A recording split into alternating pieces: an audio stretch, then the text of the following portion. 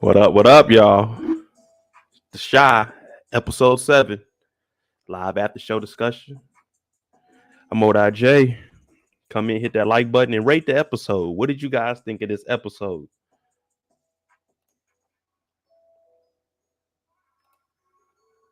What up, Play for Keeps? It's Kiki World. Net. What's happening? Yeah. Good old Shy. The good old Shy. This episode to me, it was slow, but it was a good episode. I give him that. It was a slow, but I give him credit. Whoever did the writer, shooter, I think I'm not sure who it was. I just seen shooter on the screen. But whoever wrote this episode did a good job. Did a good job. I'm gonna give him that. If y'all haven't noticed, we just hit 25,000 subscribers, man. I'm talking about the channel's growing a little bit faster than I thought it would be. We hit 10,000 in January, 14,000 in February. Yeah, January was 10,000, 14,000, a little slow, a little rocky, but we back. We just hit 25,000. And, I'm a very humble guy, but I will tell you guys, I'm not a numbers guy when it comes to looking at like the subscribers and things, but thank y'all. Thank y'all for coming and joining these lives. I've been working my ass off on this.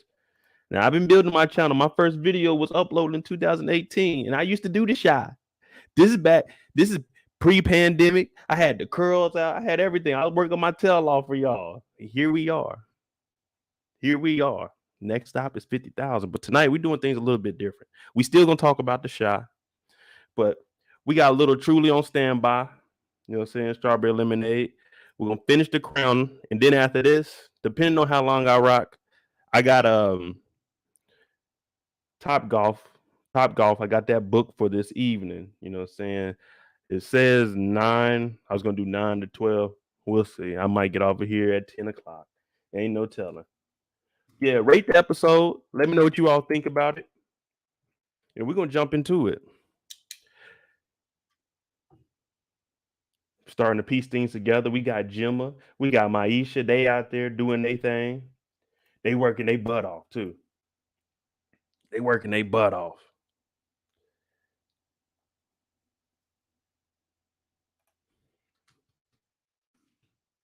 Yeah, we know what we got. This episode 7, we got 3 episodes of the Shy. I don't know how they're gonna finish it, but they're setting us up to give us, saying, a good ending, especially for the final season. You thinking we in 7, we need to start. Hey, we need to get the ball rolling. We only got 3 more episodes. How are you gonna end? How are you gonna end the show? Season 5. How are we gonna end 5 years of the Shy? That's what I want to know. Now they're giving us some interesting storylines right here, especially with the Jake and Gemma. We got Shy changing his life around. Who else we got? Kev. He's trying to find his way out through the world. We haven't seen much of Nina and Dre.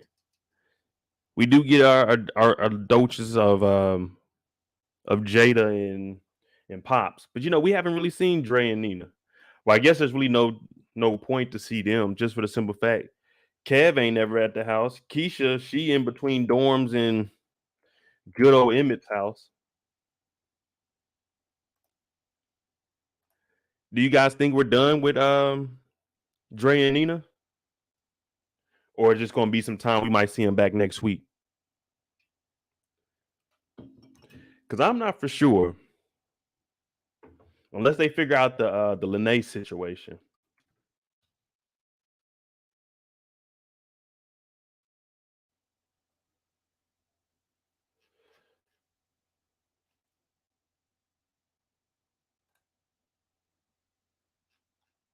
Yeah.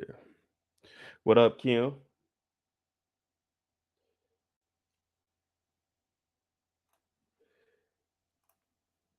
Thank y'all. Thank y'all for real, man. If it wasn't for y'all, shoot. Now I'm really looking at it like, all right, hey, it's possible. It's possible. I've been working my tail off. It didn't come overnight, people. I've been working my tail off. Like I've been doing this. Y'all wasn't even, you know what I'm saying? I don't even think y'all knew who I was back then. Let me see something. Yeah, I'm not sure y'all knew who I was back in the day. Back when I was doing these videos. Hold on, let me show you something.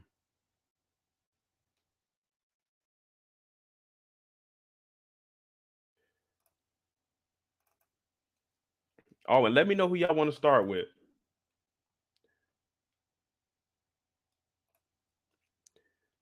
We might start with Shad. I like Shad's storyline this week. You know what I'm saying? We actually seeing some development in him.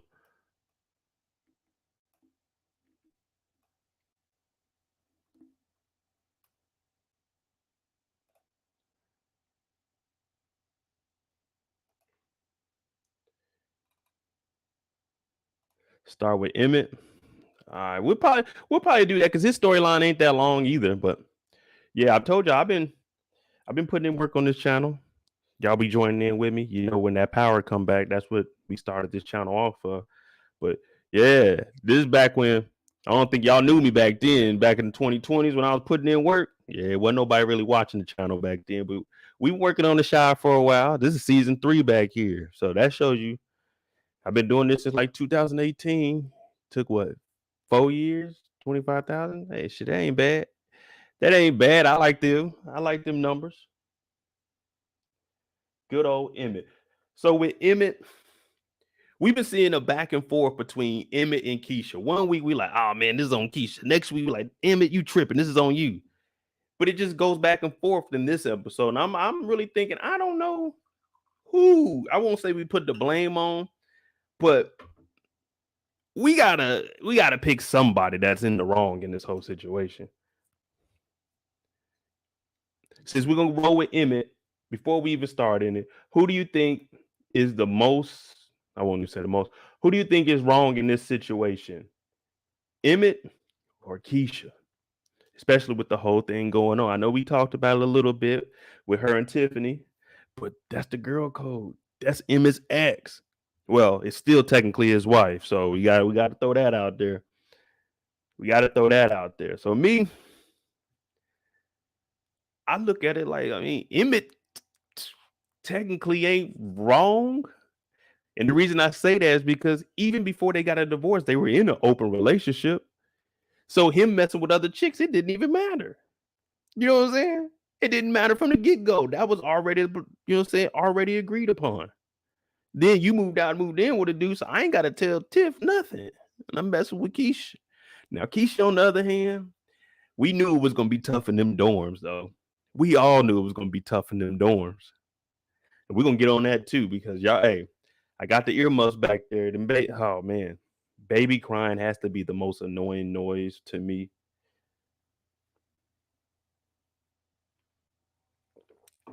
But they in here and they getting it on, you know, doing what young people do. Not once we seen these two wear protection. We already got 4 kids amongst ourselves. She just came to realize that. And just as soon as she realized that they got 4 kids combined, she forgets about wearing protection to stop having a fifth. But they ain't here and they getting it on now. You see it all the time in movies. You know, oh man, that's just so sexy. That's so romantic. Threw her up on the table. And nigga, we gotta eat on this table. Your kid gotta eat on this table. You got Kiesha booty all on the table. You know how kids are. They be eating cereal, it fall on the table. They pick it up, put it in their mouth. That's just nasty. Y'all got too many kids around here for that. Y'all already took the kids' couch. Now y'all tearing up the kids' table. What can the kids even have in this house? And Emmett get caught. Why does Tiff still have the house key? That would have been gone. Emmett should have known that. You know you had Kiesha over here. He should have known. Tiff, you don't need the house key. She ain't paying not one dime of rent over there. Man, I would have took that key so quick. Just talking about, I got a key, get my son. Did you remember that I was gonna pick the kid up earlier? Now, Emmett didn't remember that. What Emmett forgot was that Kiesha was there. And the reason I say that is because with Tiff having the key, he didn't have to worry about getting EJ up early. She was gonna come over and get him up anyway. So of course he forgot.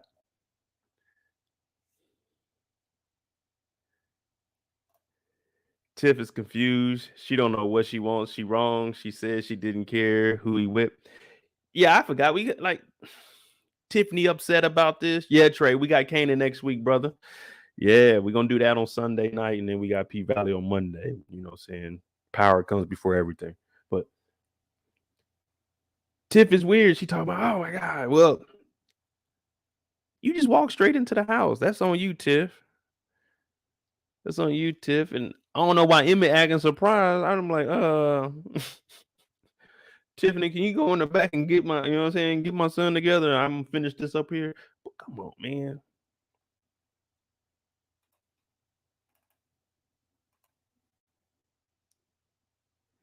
She over here picking up EJ. EJ didn't got big as hell, didn't he? And I don't know what Kiesha was thinking here, talk about here handing the kid the Batman. Is that showing that you were a qualified mother? Like you're gonna be good to EJ too? Like you should have just stayed in the back room until Tiffany left.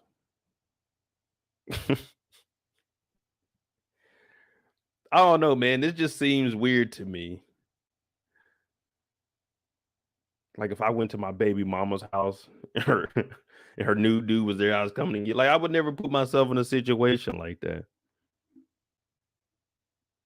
Like, I'm not sitting around here while you niggas is talking about what y'all got going. I don't care.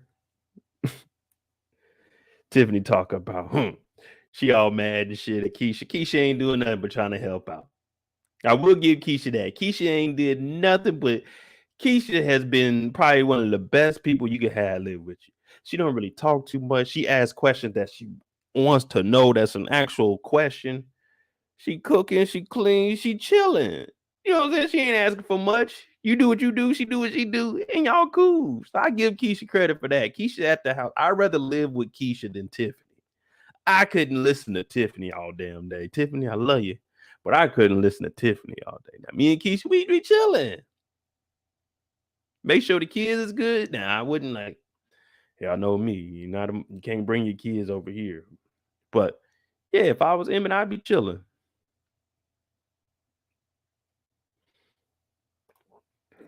Kim said he needs to change his locks. Yeah, you definitely got to change that up real quick. Cause now this nigga, he didn't went out. Kiesha been living here for a couple days. Maybe a week. She been over here. And you can tell she been over a while. She got the big t-shirt on. She got the little tights on with the jacket. You know what I'm saying? I'm comfortable. You know what I'm saying? I can get on the couch. I can get up and leave. I can go to the stove. I can go back to the dorm. I can do whatever I want in this. This is a move around outfit right here. But she just over there kicking it. You know what I'm saying? This nigga Emmett had to go get another spare key made because it's his key, Tiff's key, and now Kiesha got a key. So he had to go get another key made. Like, damn. You doing a lot, brother, for her to just be staying the night. You know what I'm saying? Because they haven't officially moved in with each other till the end of the episode.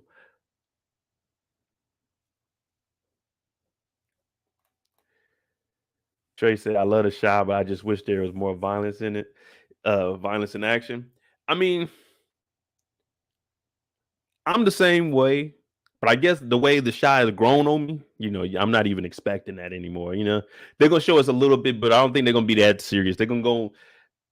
I'm not saying that's not real world shit, but they're gonna be going on like more of what's actually going on right now. That's a big deal. You know what I'm saying? And staying away from the guns, even though we did see one.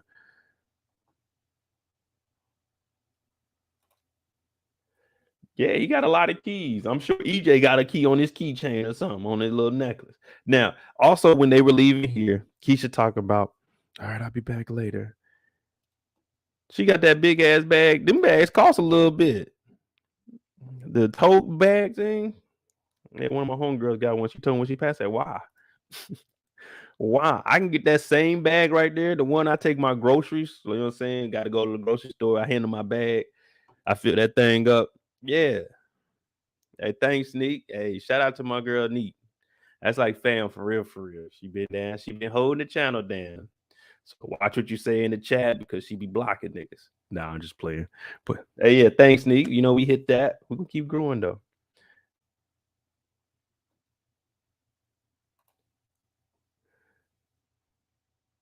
Oh, yeah. So they got all these keys out here. Now Tiffany wants to talk about parent teacher conferences.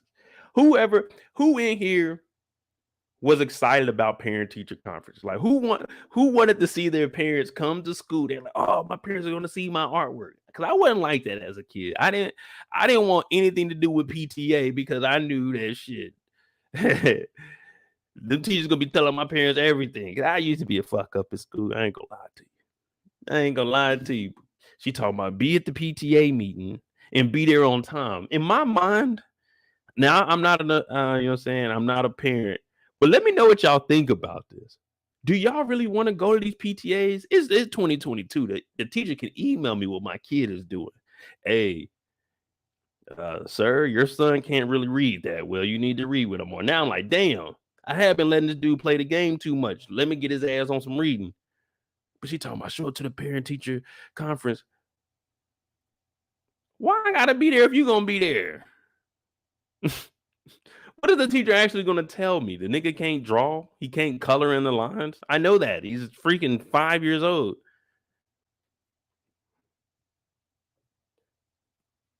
Like, how old is he supposed to be where they're saying he can't really read? Like, this is a kid.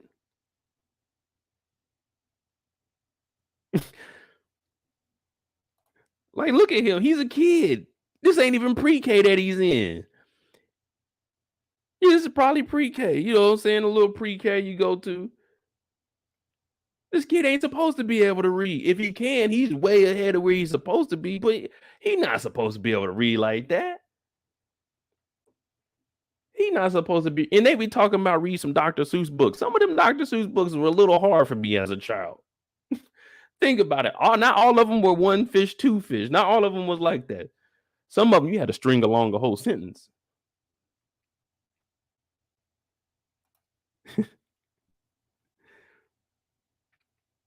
You had the parent teacher conference and you just sitting there because the family before you, the kid that went in there, they all smiling, they coming out, the dad's high-fiving his son, like, good job. The mom is hugging her daughter and swinging around. Congratulations.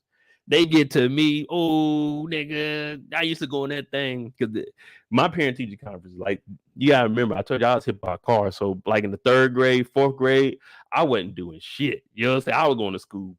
I wasn't talking to nobody. I was pissed. But I had this big ass cut in my head, and my hair didn't grow back. So I'm standing out there listening to the teachers just talking bad. Like, this nigga just ain't doing the work. Your son is probably in the top 5 of the dumbest. Well, I won't say he's dumb. He just doesn't do anything like a dummy. Oh, my parents, boy, they be pissed as hell. What's up, Havana? You in that parent teacher conference, you sitting there, you looking around.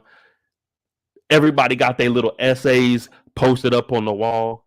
You looking around, hoping your parents don't go over there and start reading them because you know that yours isn't up there because you just didn't do it.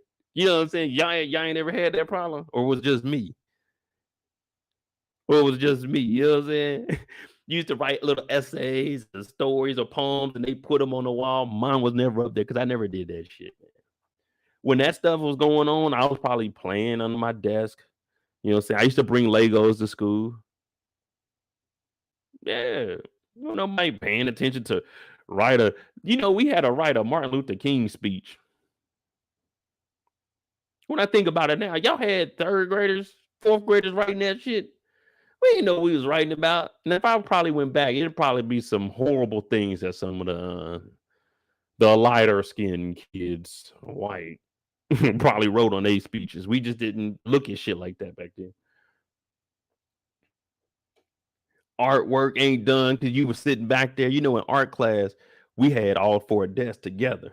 You know what I'm saying? We had the 4 desks together. So you worked as a group. So you could talk a little bit to each other. Couldn't do too much talking. You know what I'm saying? Keep it to a minimum. What's up, Daria? But yeah, art, I just be in there chilling, making beats, laughing with the, you know what I'm saying? Laughing with the homies. But it's parent teacher conference time. And what time did she say get there? I think she said like 8. And Tiff did. Oh my God! I told y'all I would rather live with Kiesha than Tiffany. You know what I'm saying? I couldn't be around Tiffany all damn day. From the time he seen her this morning, where she illegally entered his home. Hey, why? Who? Thanks, brother. That's my dog. I was just out in Portugal with my boy Trio, man. Hey, shout out to my boy, man. That's my dog. I've been knowing him for 10 years. We met in Germany. I said, man, you need a mentor? He said, no, I don't even know what that is. I said, nigga, just do as I do. You know what I'm saying? Just do as I do, nigga. Don't make if your supervisor call me, I ain't going to no, you know what I'm saying, mentor supervisor conference. I wasn't trying to hear none of that.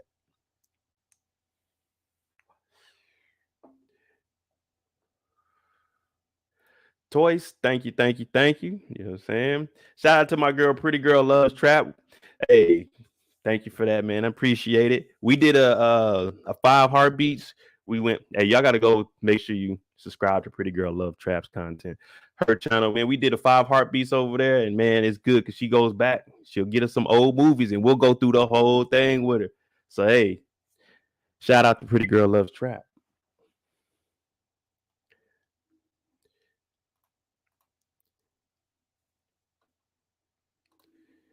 Now they up here. And you know what I'm saying? Like, we should have expected this at one point in time. Havana said Tiffany needs her ass beat. Hey, I don't know. I don't know who would do it in this. Who would do it in this series though? There's no one that's gonna get on her like that. They not about to have a girl Kiesha in here doing no fighting. I don't know who would get on her ass. Now you think I think her and Dom would be a good fight, but I still think Tiffany would give Dom that business. But we ain't talking. Hey, we at the parent teacher conference. No fighting. That gets you suspended from school, people. But they in here. Emmy's trying to figure out what's going on. So maybe your son can't read that much. And Tiffany talking because we don't spend no time together. He's like, look, you left me. She said, yeah, you fucking my best friend. The teacher's like, whoa, wait a minute. What the hell are we talking about here? They done went all off with they. Y'all supposed to just be listening to the teacher. You shouldn't have any questions, really. Like you listen to the teacher and hear all they say. And when she mentioned that the kid couldn't read as good as everybody else, all right, let me focus in on that. Everything else was BS. We got to address the issue here. My son can't read. And Tiffany over here, look at Tiffany's eye. She got that damn one eye squinted. Look at her. Y'all in here, y'all trying to figure out what's wrong with little EJ, and she talking about you fuck my friend. What? If I was a teacher, I would honestly say, hey, y'all gonna have to leave with all that. Did y'all in y'all old? Well, I don't know if y'all did, but in my elementary, every desk or every classroom by the desk, there was a button that you can call the front office with. Hey, President motherfucker. We need security down here. There's a Emmett and Tiffany, and they are not cooperating with school guidance.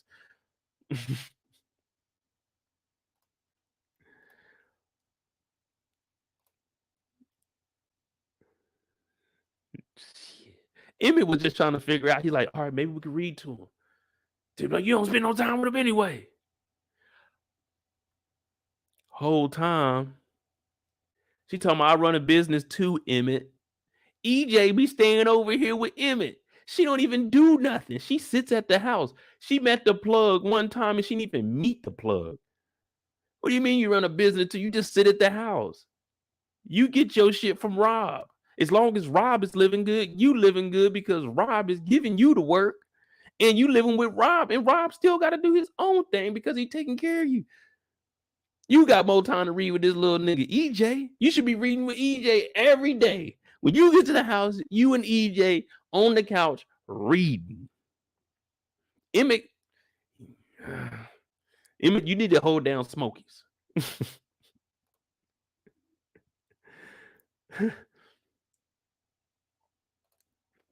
Speaker said Tiffany ain't been doing shit. That's what I'm saying the whole time. Tiff is just sitting around. Not saying she ain't out here grinding, but did we not forget?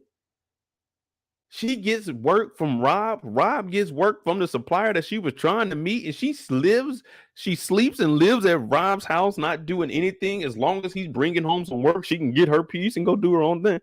So I run a business too, Emmett. Nigga, we ain't seen you sell not a dime piece this whole season. Correct me if I'm wrong. Have we seen Tiffany sell any paraphernalia this season? I don't think we have.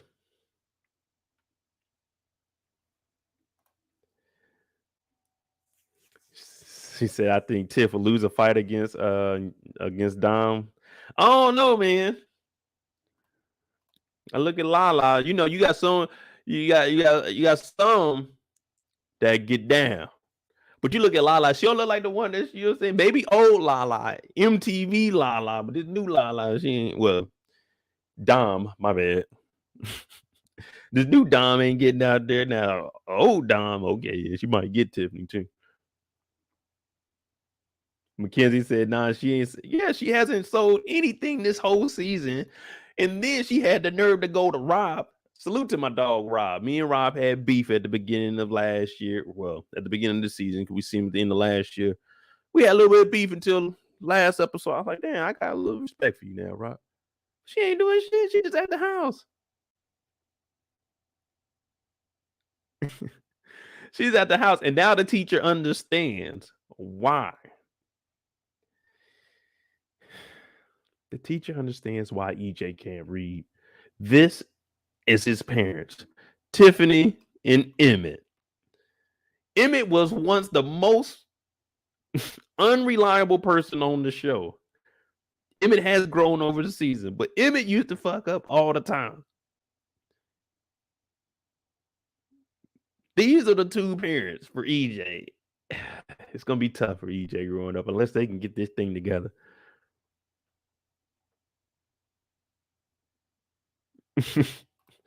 All I know is the teacher was like, look, man, y'all acting a fool. And we can't have that. Let's be real, people. We can't have that. Thank you, Karen. Make sure you hit that like button. I'm MoedotJ. I guess I'll consider myself a full-time YouTuber now. So now we're gonna start working for real. But you got to do all this with Emmett.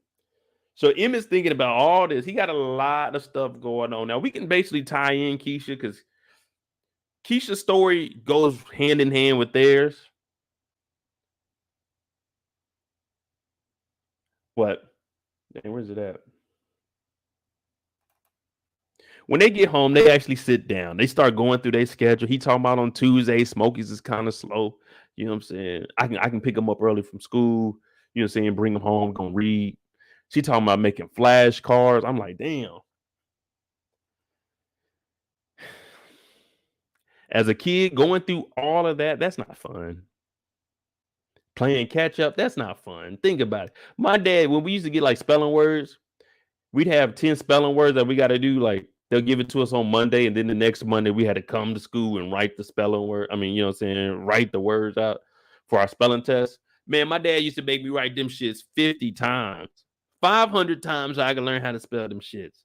I knew how, I ain't gonna lie to you. After about 27, 28 times, I knew how to spell that shit. He used to make me write each word, 10 words, 50 times a piece. That used to be my homework. He used to get me at home. I'm like, God damn, nigga. I know how to spell this shit. Come on, Dad. Do you know how to spell it? Can you spell it? And they weren't even long words. It's like 5-letter words, 4-letter words. But you know, you as a kid, you got to do that shit. Yeah, hey, it sucks playing catch up. I used to have to do all that. My little brother, when he was my age, when he got to my age, man, nigga didn't do none of that shit. They letting him just la-di-dee, I'm over here, get that shit done. I'm like, damn. You guys are putting too much stress on me, mom and dad. That's why I have a C in gym now, because you guys are just putting too much. If you guys let me be great, I would have probably been in the NBA or the NFL, but y'all had me at home writing spelling words dead at times. Well, not mom, but dad. I could have been in the big leagues, man. Oh, random facts. C.A. Burke back in Kansas City. I do hold the record, you know what I'm saying, for climbing the rope. Yeah. Before they took the rope down, my name's still on the wall. And my sister, R.I.P. Tanika. Yeah, she got the fastest 100-meter in the school too. So, we were a little bit athletes, but my parents, they messed me up with all them damn cursive words.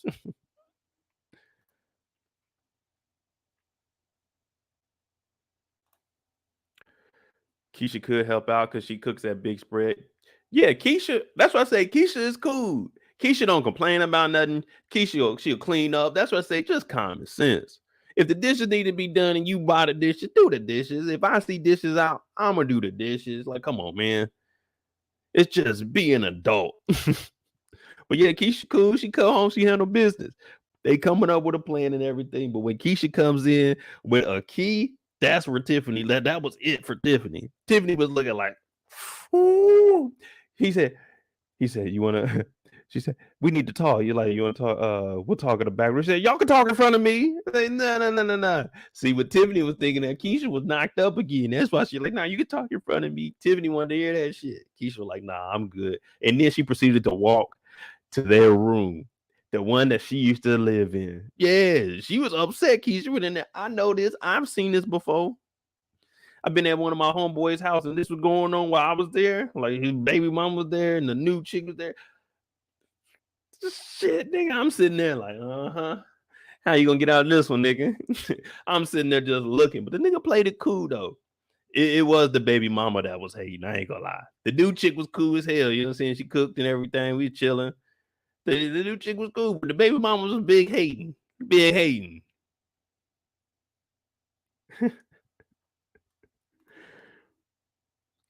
But hey, that was the good old days, you know what I'm saying? You used to go over there, watch your boy get caught up. Now I only had what? We was like 18, 19. I think it was only one of us in the crew that had a kid. But still, you know what I'm saying? Shit was cool.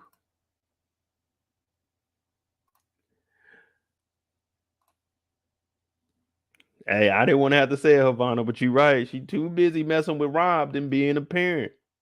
But we already knew that. We already knew that. You remember when she first went to her mama house and EJ didn't have a jacket on, but she had on the whole outfit. And then she went straight to Rob's house with her son. Like, oh my God, Tiff, come on now.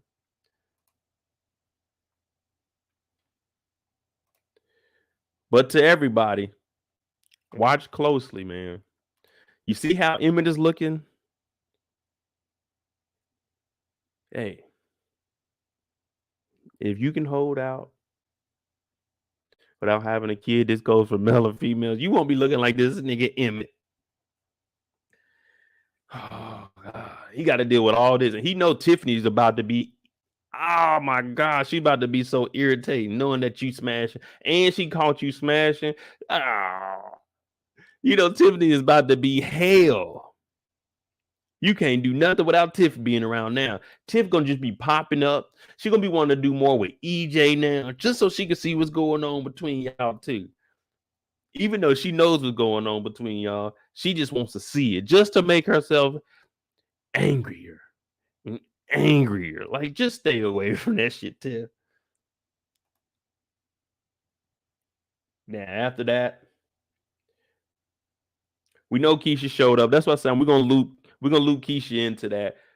So before Kiesha came over, she was in the bedroom or in the dorm. My bad. She finally went back. It's just loud in there. She banging on the walls. I tell you, I'd rather have my neighbors have music playing in the walls, you know what I'm saying? And the walls going crazy than to listen to a baby cry. And the reason I say that is because I'm usually up to like 2 or 3 anyway. But a baby might wake up at 4, 5, 6 in the morning. I'm like, oh my God, man, shut that baby up. At least with the music, I know these niggas gonna turn that music off eventually. Hell, I might have my music up, so it goes both ways. Give a little, take a little, pause.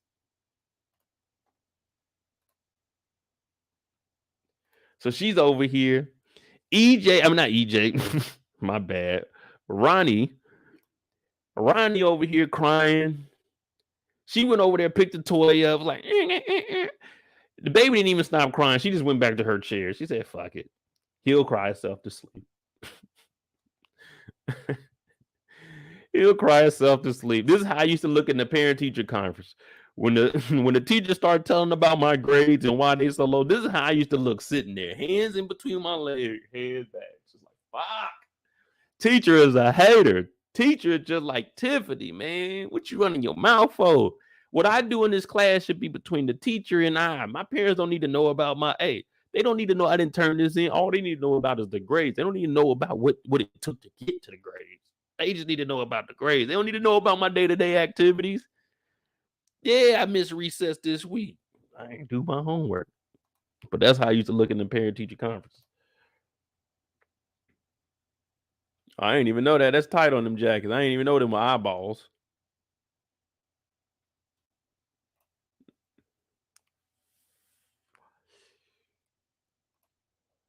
Congratulations on Twitter. Thank you, Cheryl. Thank you for that.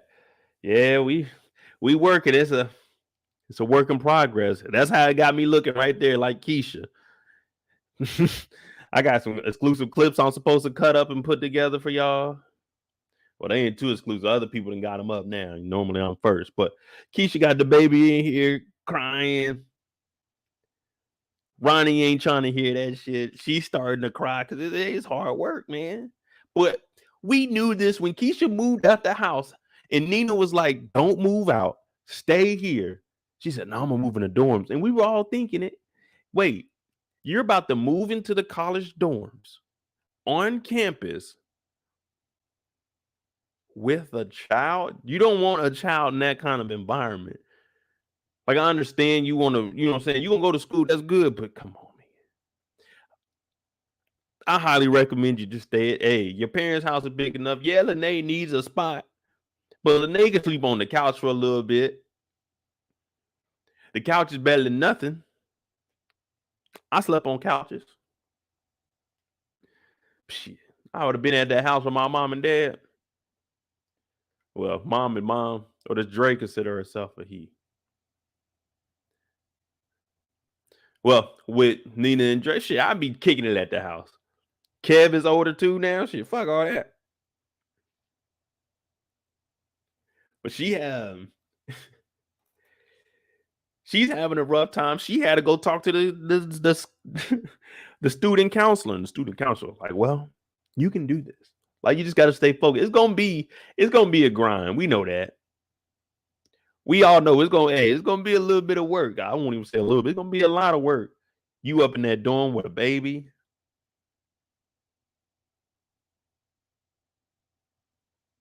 We've been getting complaints too. Ronnie be up late. He be waking the kids up.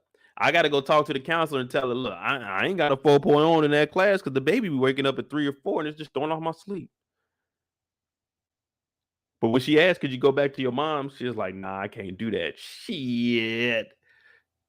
My me and Lene gonna be shacking up. I'm talking about if I was Kiesha. Me and Lene would be in that room together. We're gonna share this bed, girl. Yeah, you a guest here. We all right. We sisters today.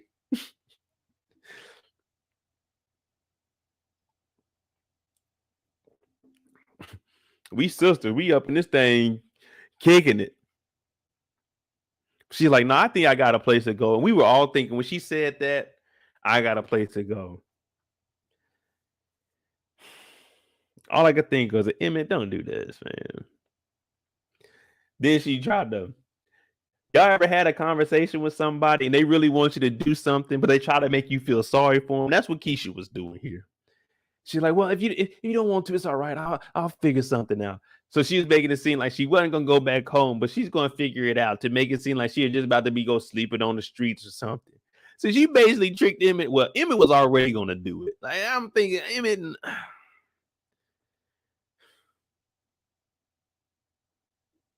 Emmett, you got to get your shit together, brother. Emmett is the type of that. I'm gonna be real. Emmett is the type of homeboy you got. You know what I'm saying? He's the type of homeboy you got that you looking at him like, hey, bro, and we got to talk to you, man, because we see how you moving out here, man. You cool people too, man. You just messing up, man. You putting yourself in situations you don't need to be in. She said, no, I can't go back to my mom's. She said, if you don't do it, I understand. I would have said, well, you can come stay a couple of nights or whatever, you know what I'm saying? But I'm sure they ain't playing that music all the time in the dorms.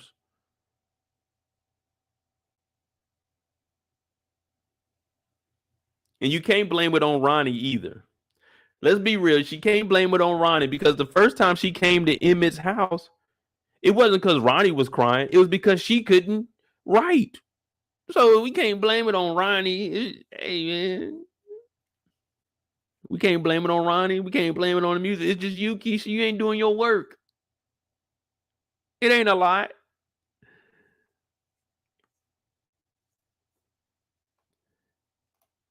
Yeah, Tamika, I agree. I don't think they should live together.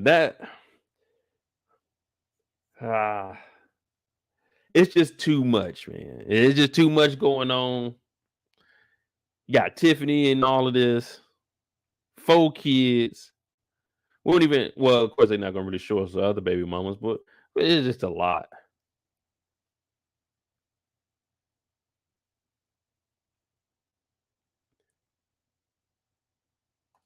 I'm going back to Nina and Dre. I ain't gonna lie to you. I'm gonna be back over there. Just like Tiffany got a key and Kiesha got a key, I'd be back at Nina's unlocking that door. Hey, Mom, oh, me and little Ronnie. That's the problem, man. What's up, Samara? That's the problem. We letting these kids about the house too early. Letting the kids about the house too early. They can get a job or something, but man, they ain't gotta move out. 18.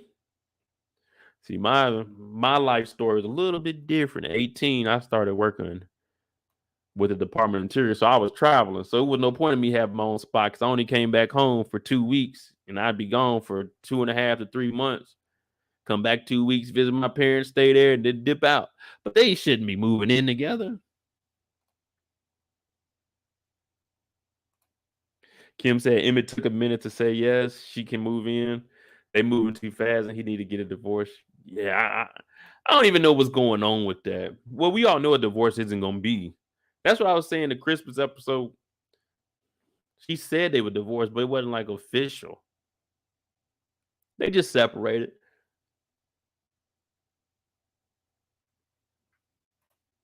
But yeah, them locks would have been changed. Tiffany would have had to come up off that key. And hey, don't nobody call anybody. Did y'all notice in this episode, no one calls someone and says they're on their way, they're about to come over.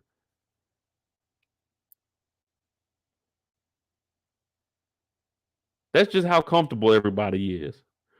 You know what I'm saying? Even when I go to my mama's house, when I would be in town, hey, mom, I'm gonna be headed over there. She'll even tell me, okay, I'm there or I'm not. You know what I'm saying?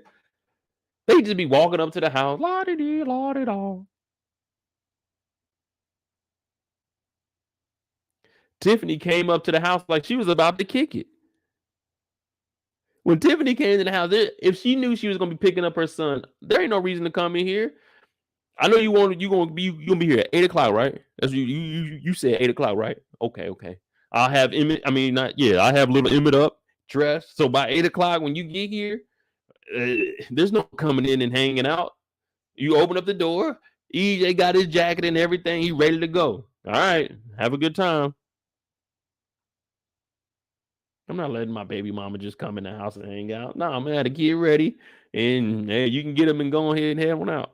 I don't want my boy to be late for no school now. He already can't read.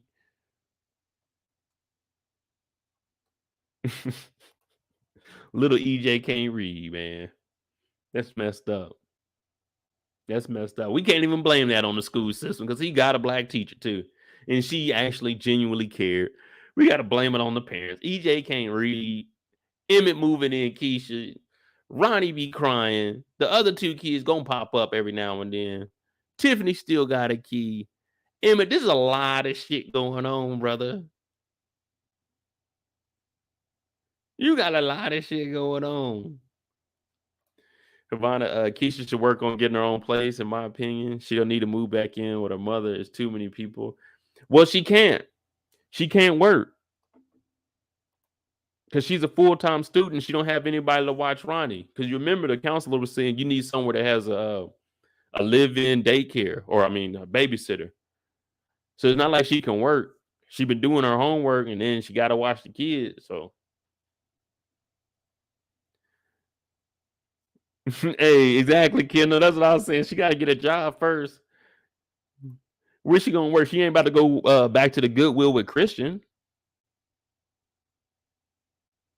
Christian, you dodged the bullet, brother. Christian, you dodged the bullet, brother. You would have been in a lot of nonsense to have nothing to do with this whole ordeal. Christian, sometimes it happens like that. The girl you think you really like, it just ain't meant for you, brother.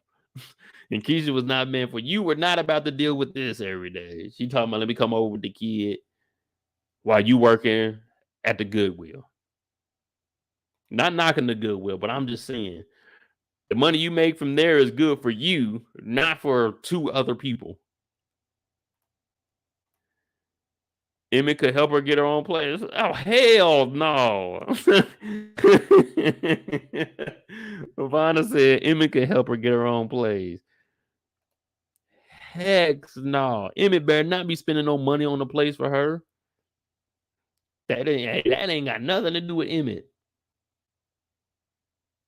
That would be silly.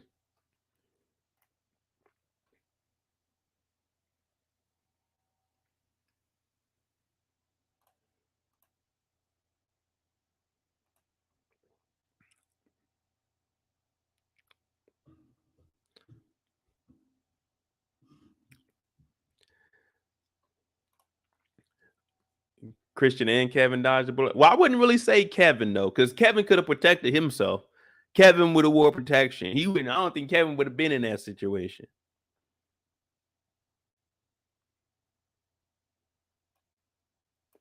But Jimma was annoying towards Kevin. So, and in that case, yeah, you're right.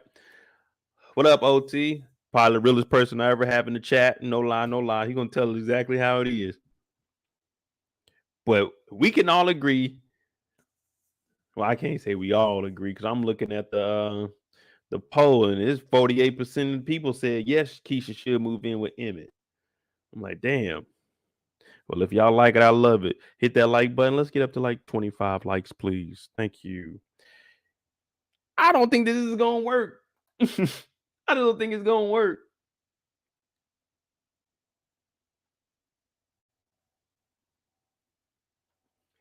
Who we got next? Now, you know I'm right. Let's be real. Think about it. Christian is a young gentleman. He got him a job. He got him a little motorcycle. He's living cool. You know what I'm saying? Yeah, he could probably be making more, but right now he's comfortable with that. This allows him to have time to go out and enjoy the things he like. You know, you're young, you do that. Some people work hard, some people enjoy their life. Come on, man. You gotta understand when Christian was with Kiesha, she hadn't even had the baby yet. So he was there from the beginning. Dog, this would have been a lot for that man. He didn't even have his own place. This just would have been a lot for Christian.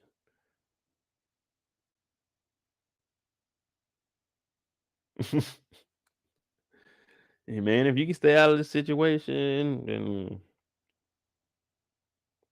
then good luck. Good luck to all those out there. All right.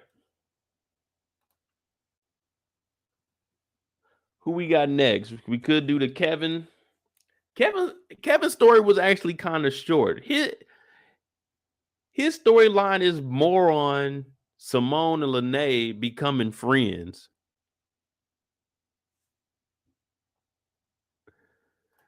Oh yeah, all right. We're gonna do Shy. We're gonna do Shy. I forgot about Shy. Not well, I ain't forget it. Yeah, I did. I ain't gonna lie to y'all, man. I tell y'all I be forgetting shit. We started off, I said Shy's storyline was cool. But yeah, we're going to get on boy Shy, man. He's actually been growing up. He's matured. And think about it. We only had him in maybe 5 episodes from last season into this season. Maybe 3 last year. Well, it's probably like 6 or 7. But little shit. And now he's one of the, you know what I'm saying? He got his own storyline.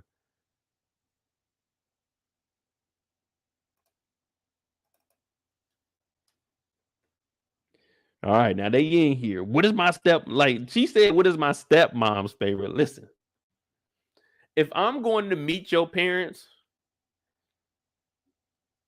the only thing I'm gonna know about them is the big important shit. I'm not about to know their favorite movie. Don't care. They can tell me that themselves. I don't need to know their favorite movie before I get over there. What does your dad do? What does your mom do? Are there any major accomplishments that they've done that I should know about so I can educate myself on that, just so I won't be left out? Well, then I don't need to know none of that extra shit.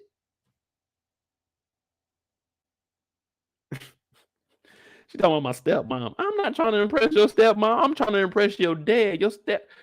We 30-something years old. Your stepmom ain't got no say-so in what you do in your life. All I'm trying to do is, you know what I'm saying, prove myself to your father, even though I don't need to prove myself to nobody, but I'm gonna be respectful. She over here clapping it up. He like, yeah, man, yeah. he said, man, I'm gonna tell him I was locked up. She said, whoa, you can't tell him that. He's like, it's gonna come out eventually, ain't it? She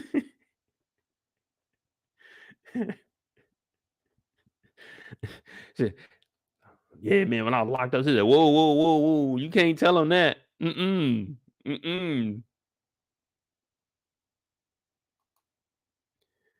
Hey, my boy kept it real, man. Real humble.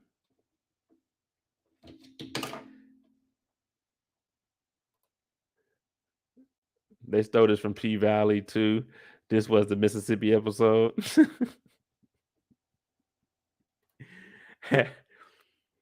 Basically. But we don't know nothing, no T. We just watching the show. That's all we doing.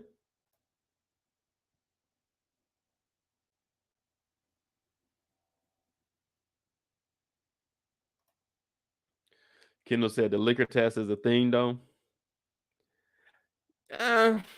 It can be, but at the end of the day, we're gonna pull up a little bit. We're gonna drink a little bit. Listen, if a man offers you a drink in his house, you are his guest, man, very respectful. Unless you just absolutely don't drink, man, be respectful. Sit down with that man, a nice little scotch, you know what I'm saying? Neat, straight, you know what I'm saying? Just sit down and have a little drink. Ain't nothing.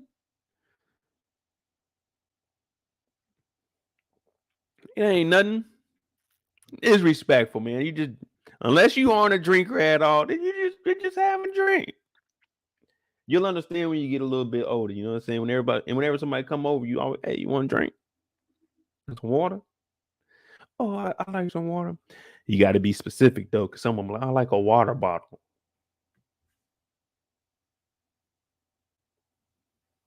A water bottle? No, my water bottle's in the bottom of the cabinet in case something go down. I need a water bottle. We got the, you know what I'm saying? We got, you know what I'm saying? We got the filter right there, you know what I'm saying? Standing up, gotta go get the 5-gallon water. Yeah, we got it right there. You want hot water or you want cold water?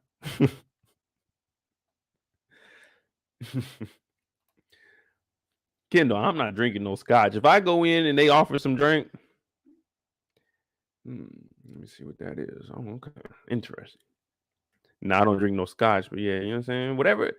Whatever they got, I'm gonna drink it though. I ain't gonna lie to you. I'll try a drink. Yes, yo, you gotta keep it real. Because if a lie ever comes out, then that's pretty much it. But you already knew how the family was gonna react. If she didn't tell him that he went to jail, they were like, "Oh man, you had a criminal in the house, a criminal in the house." Cheryl said a hen and coke. Yeah, I'll take a hen and coke with 2 ice, please. Just 2 ice cubes. You know what I'm saying? Very, very elegant. But he kept it real. He was like, look, I'm just gonna go to TJ Maxx, get me a little suit or something. Now, if that's the only place you can get your suit from, hey, you can make it happen, bro. You can make it happen. Now she talking about, let me buy you something. Let me buy you some clothes. So right then when she said that, well, I mean, I know he just got out of jail, but I'm saying in my case, like if I was to hear that, she's like, oh, let me buy you. I'm like, nah, man. What we about to get into? What have your parents done that I gotta actually wear a suit to? Like that you want to buy it for me. So that means it has to be top of the line. I'm already thinking, oh God, this family about to be too pristine for me. Like, can't even joke around with these niggas. Gotta go in there. I gotta actually be proper. Like I'd go over there, I'd take my chain off, take my earrings out, wouldn't have my do-rag on, of course. Go over there. Nice to meet you, sir. Oh, no, sir. A drink? Don't mind if I do. A hen and coke, please. 2 ice. Thank you. Nah, currently, I'm a content creator online. That's really all I do now. If you haven't heard, here go my card here. No, I ain't got no cards, but here go my card here. You know, MoedotJ. We don't really talk about anything that you probably be interested in, but feel free to stop on by. It's a good time. The people in there, the Moeds. No, I just call them Moeds. It's just terminology they use, you know, when you're online. You're like, damn, son, did you go to school? I'm like, I did elementary, sir.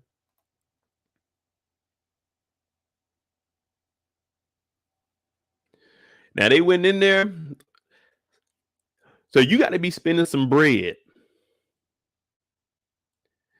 You got to be spending some bread. This man went in there. He got fitted, and they did it same day turnaround. You can be spending some bread. Now, I'm not talking about like a lot of bread, but when I say spending some bread, this is more money than we would be spending when we were growing up. So I always look at it like, damn, all right, as an adult, I could see it. But she's spending some bread on him. She got this done same day. In order to get this thing done same day, you gonna hit you like $100 extra. Mm-hmm. So where you about to go and her parents, you gonna have to be on top of your game when you going over here.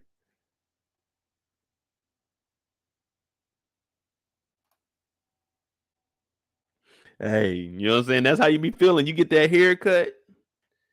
You know what I'm saying? You get that haircut. Look at him. When you get that haircut, you start looking at yourself differently.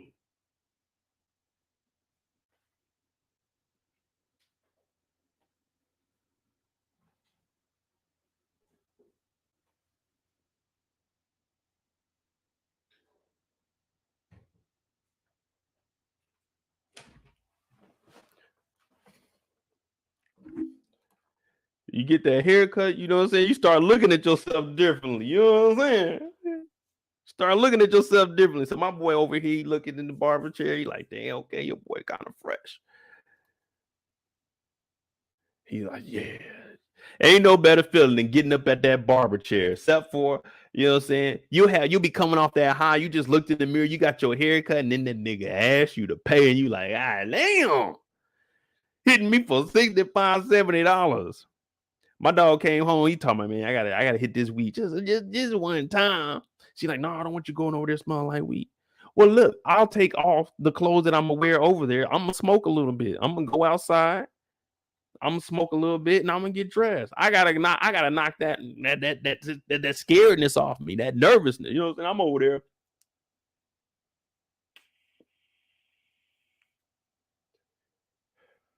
I hope I don't slip up and tell these niggas I was in jail. I hope I don't slip up and tell these niggas I'm in jail. Cause he came out fresh as hell. I'm like, all right, cool.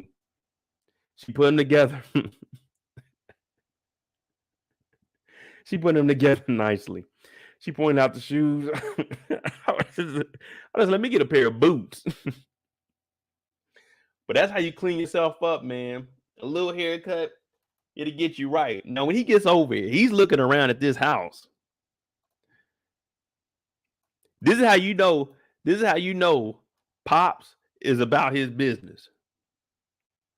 This is how you know Pops is about his business. If you go in somebody's house and their bar stand, their liquor collection is by the front door.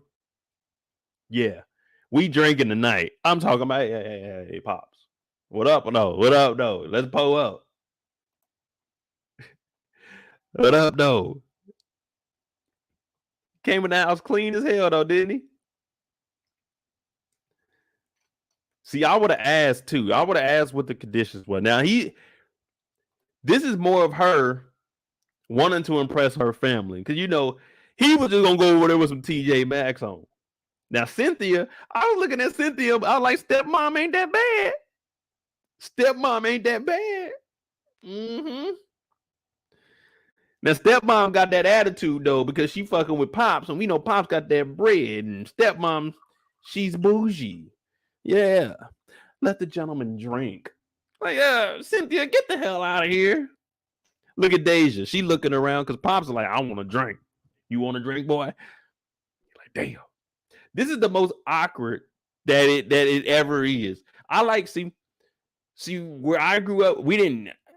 Well, I never had any, any women that family I had to wear a suit over to. Now I'm pulling up the barbecues and shit, and that's cool because I might meet the mom first. Boom, boom, boom. Oh, nice to meet you. I could make my first impression on her. Knock that out the box. And then I go meet Pops. He probably out there on the grill, got a beer or something, shake his hand. Nice to meet you, sir. Like, okay, go, I'm gonna holler at you in a minute. Like, all right, cool. But when you come in here and you got a formal, you got this suit on, you're like, ah, damn. Gotta talk to these niggas about this shit.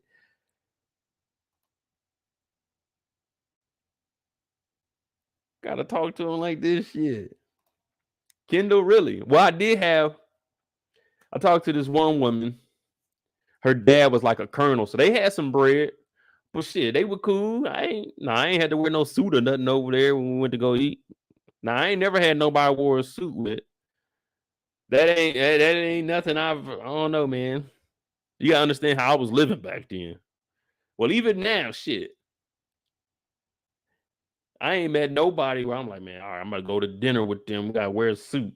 Well, I ain't went to eat with nobody's family and don't plan on that shit either. But he goes over there and they had a little drink, and this leads us to the dinner table.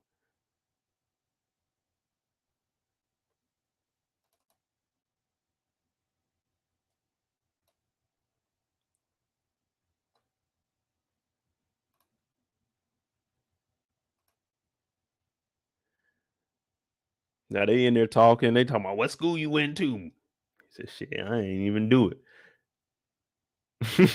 No, this nigga was. So she was like, oh, you didn't go to school. She said, so what do you do? He said, you an entrepreneur? He said, yeah, something like that. The dad was like, what does that mean? He said, I work at the Rock. And that's why I said, you got to be prepared for this. You already got to have these answers already in your mind. Like, if they ask you what you do, I'm a representative at the Rock. You know what I'm saying? I'm on my boy's campaign. Have you heard of him, Victor? Yeah. You got to have that stuff already. Hey, you already got to know what you're going to, because they ain't going to ask you two outlandish thing. If anything, oh, what is one of your favorite hobbies or something? But that could be anything. So you got to be prepared for these. What do you do for a living? Where are you from? Who are your parents? Like you got to be prepared for those questions.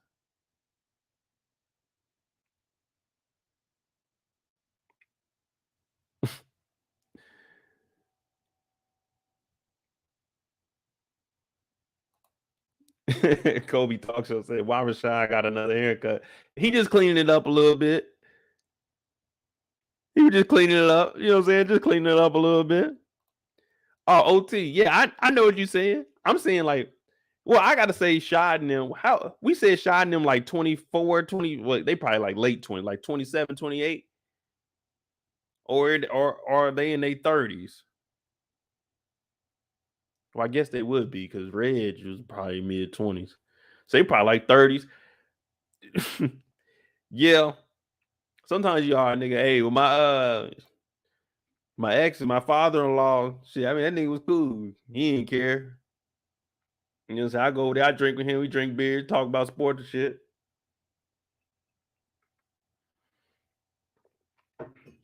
But they over here, you already knew whatever the sister's name was, she was about to be.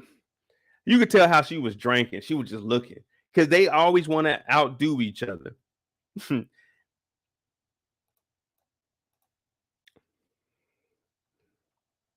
They stole that from Power.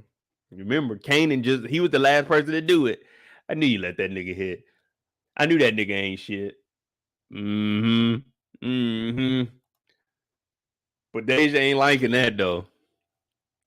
Deja ain't liking that at all. Hey, Shot held it down though. He gave the right response. He said they threw me in the cafeteria. He's like, the cafeteria. He says a lot of good men in there though.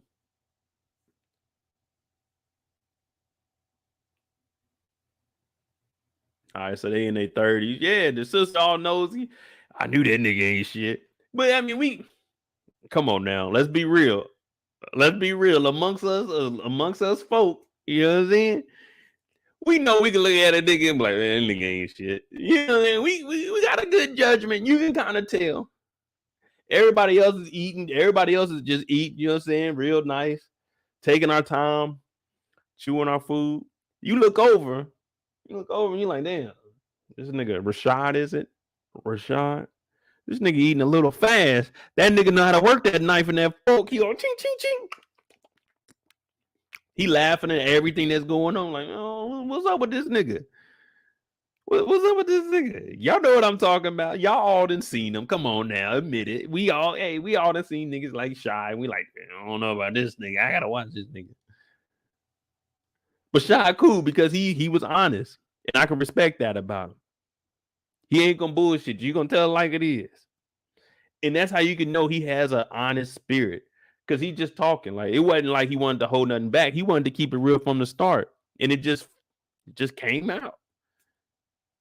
Because that's who he is, man. I'm gonna keep it real with y'all, man. We gonna talk about some serious shit. I'm gonna eat this food. Exactly, OT. That's why Daddy was like, my man. Look at that.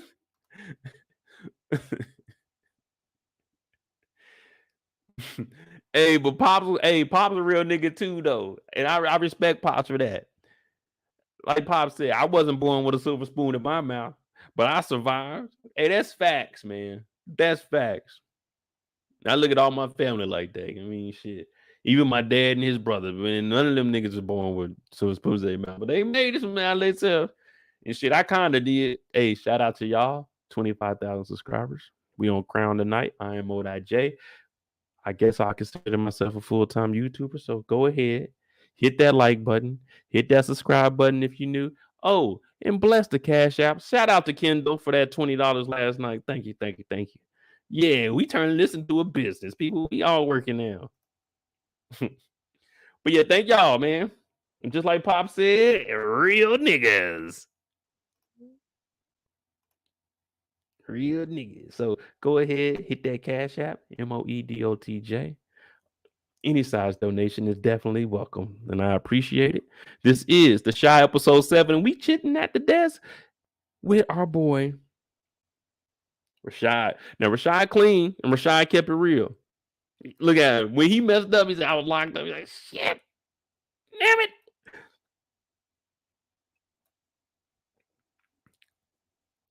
Kendall, you thought I was drinking 1942? No, I ain't got no 42 here. I ain't got no 42 here. But we got the ace of spades out there. You know what I'm saying? We got the ace of spades out there. Right now, I'm trying to finish this Crown bottle. This is I think my mama sent me. Mama sent me like 60, probably like last week. Cause I bought her some lottery tickets out here. So she sent me some money and give me some drink.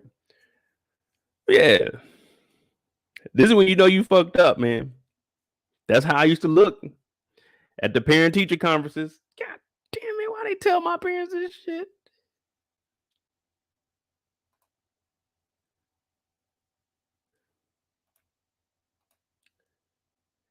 What do y'all think about? So I seen Cheryl call her a nosy sister. Do y'all know people like that?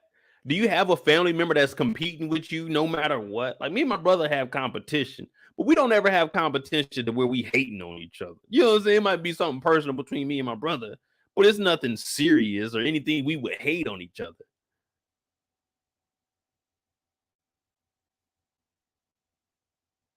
We got the gold one. No, we got the silver one. because they didn't have the gold at the thing. But I got the whole box and everything in there.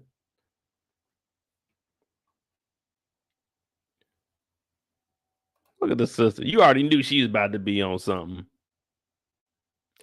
You already knew she was on. Where'd you go to school at? And that's my thing. I always tell women, I don't have like your friends, depending on the question they ask me, I'll answer, but I don't need to answer to any of them. Who the fuck are they to me? But we knew that the sister was about to be on some bullshit. From the whole setup trying to impress Cynthia to her sitting down, where'd you go to school at? So you didn't go to school, an entrepreneur, eh? I was like, damn. And then you got to be respectful. You got to be respectful at this dinner table. You know what I'm saying? Especially because you and Deja, you just told her 2 episodes ago you love her. So you got to be respectful at the house. So you just got to say, I would like to keep that to myself for the moment. I mean, they can't do nothing after that. Somebody can get mad, but shit, I don't have to answer to you. I'll talk to the parents about that. They ain't got nothing to do with you, sweetheart. And you can straight get to just flexing and lying. Everybody said she was a hater. So I don't know. I don't know. She a hater. I take her out though. We go out to eat one time. See where that go. Keep it up under $100.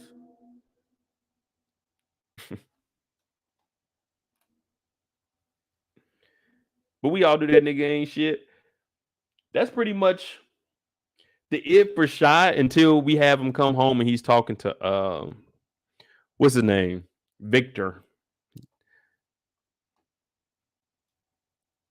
But Shy, you know what I'm saying? He pulled out of it. He pulled out of it. He did what he's supposed to do. And we'll go to, I want to say Jake. Because we could do Jake and then we'll go straight into Trig.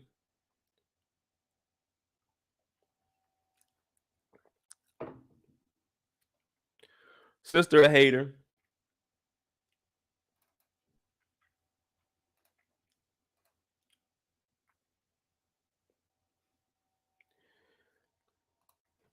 Imani ain't hitting Victor back. Imani been gone all season. Went to St. Louis. Seen him whooping on Bakari. Ain't come back. Say, you know what? I just can't deal with it. You really broke my heart. That was the last straw. You whooped on a kid. You lied to me. You didn't step up in the middle of a gang war and put your life on the line. You didn't do none of that. So for that, your consequences is Imani ain't never coming back. Jake comes in here and he sits down. But guess what? They wasn't even talking about Imani. Because Jake sits down and he asks, is she ever coming back? And they were talking about their mama. And you know, their mama been through a lot of stuff too. Mama been drinking. Mama been on that Lord knows what out there in them streets. But she left. And the last thing we seen last episode was our boy Victor reading a note. Reading the note, talk about the last memory I want y'all to have of me is clean. No, mom, the last memory we're gonna have when you was you leaving a clean state to go be back in the streets. That's gonna be the last memory. You left us to go get back in the streets, but that shows you she was on that thing because she couldn't even comprehend what she was writing. But Jake's like, nah, she ain't coming back. But what she did want me to tell you is Jim was pregnant. And out of nowhere, Victor stands up. He talking about, man, what? Man, what you? I told y'all when they were talking in the kitchen that he was going to do more talking to his homeboy than he was to his own little brother. You knew Jake. Hey, Jake came out there and asked you how you ever got anybody pregnant. There's only 2 people you hang around. That's little Kev and Papa. We know Papa ain't getting nothing. So is Kev knocked up something or you knocked up something? He ain't even care. He just walked out the house. Now he wants to step up, talk about, man, what'd you do?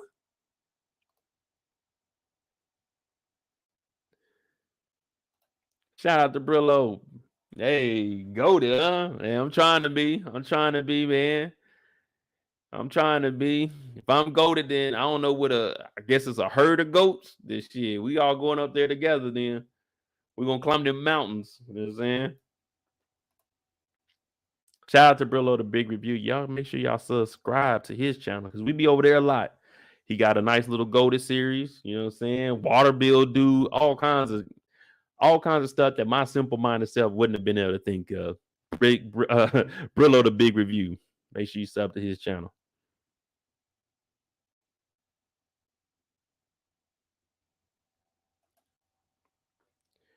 Yeah, Victor is big trash.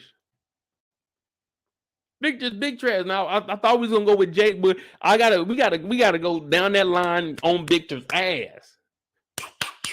Ain't no playing around with Victor no more. We holding you responsible for this whole episode here. Everything that went wrong here is because of Victor. Victor. Every single time Victor was on the screen, it was his problem.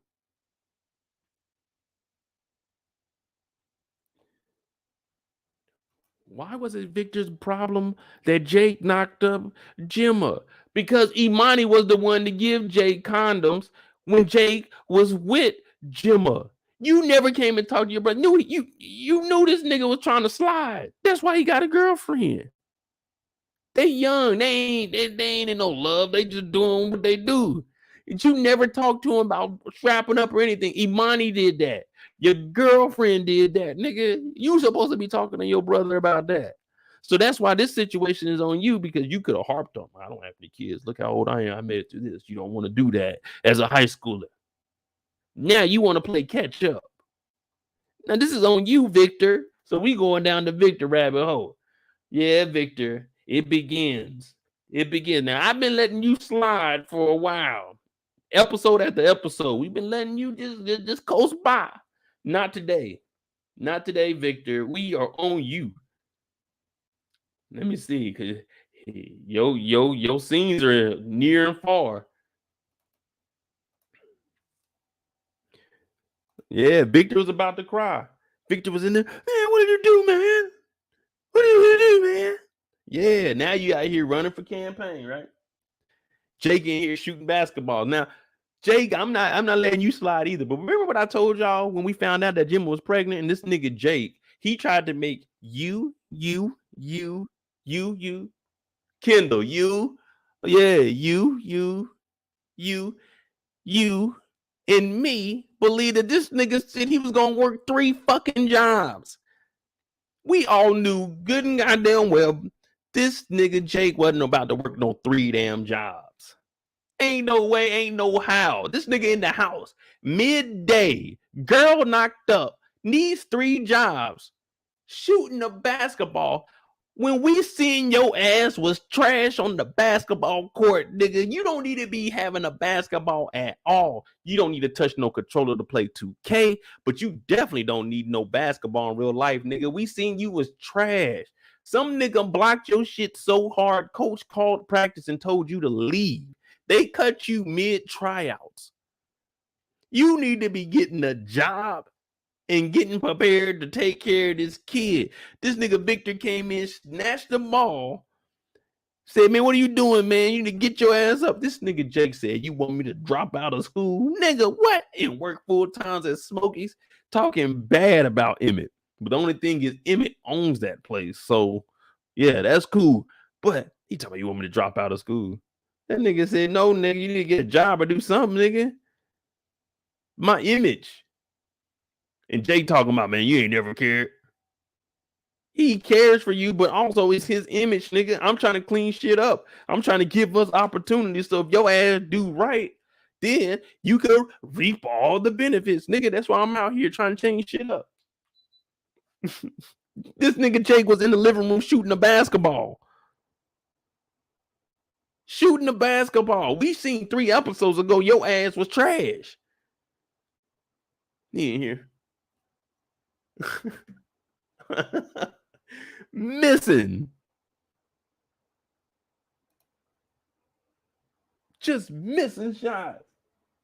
I said, damn, Jake, you need to be working on your dribbles or something.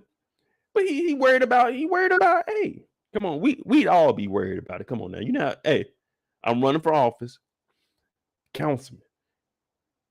The news, they gonna see Jake coming out with a pregnant girl one day. They're gonna be taking pictures. Hey, don't you live with him? How could he? You know the other side. You know the other side. How could he be doing this and he just letting them have kids out of wedlock? Yeah, you know how it's gonna look. This nigga Jake talking about it's selfish, man. It's selfish what you doing. Yeah, it's selfish. But goddamn, Victor, it's too late now. You need to tell him to go. Hey, you need to, if he ain't going to school, he needs to be getting dressed and coming with you and sitting around wherever you at. That's where he needs to be at. Whoever you start meeting, you need to talk to someone, shake their hand, tell them you got a little brother that needs a job. Someone out there that you talking to that's coming to the Rock, coming to Trinity, they gonna have a job. You need to be shaking hands and introducing Jake while you out there. In case you don't win, at least Jake can have a job lined up. That's the first thing that was on my mind. When he took that basketball, I was like, oh, he about to tell him to come with him so they can meet some people. But he talking about you need to do something and you need to get up off your ass.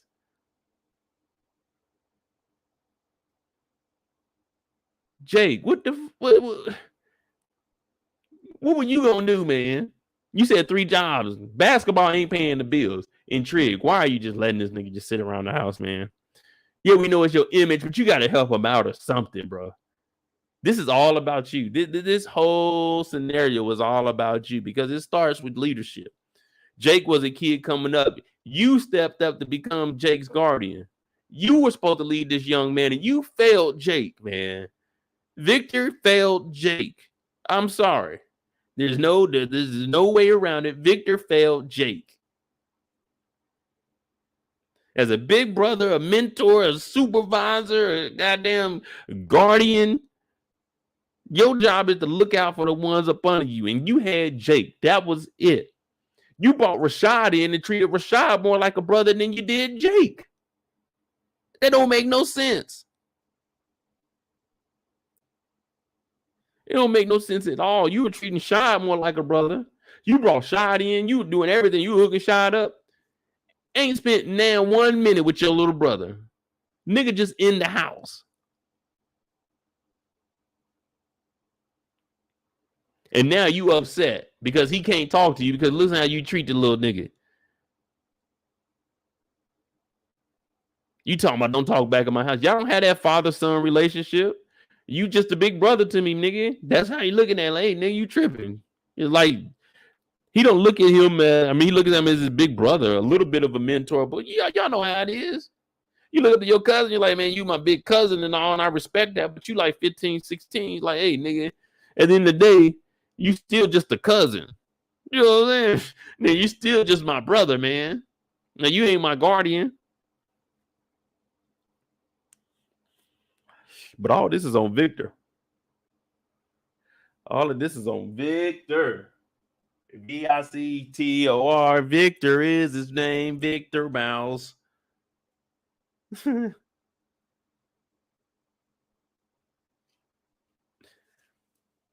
Jake, every time we see Jake, what does Jake do? Jake get in his feelings and he storms off. You ain't seen one scene this nigga Jake ain't stormed off. He stormed off here. He stormed off at the hospital. He stormed off after fighting Bakari. That's all he does.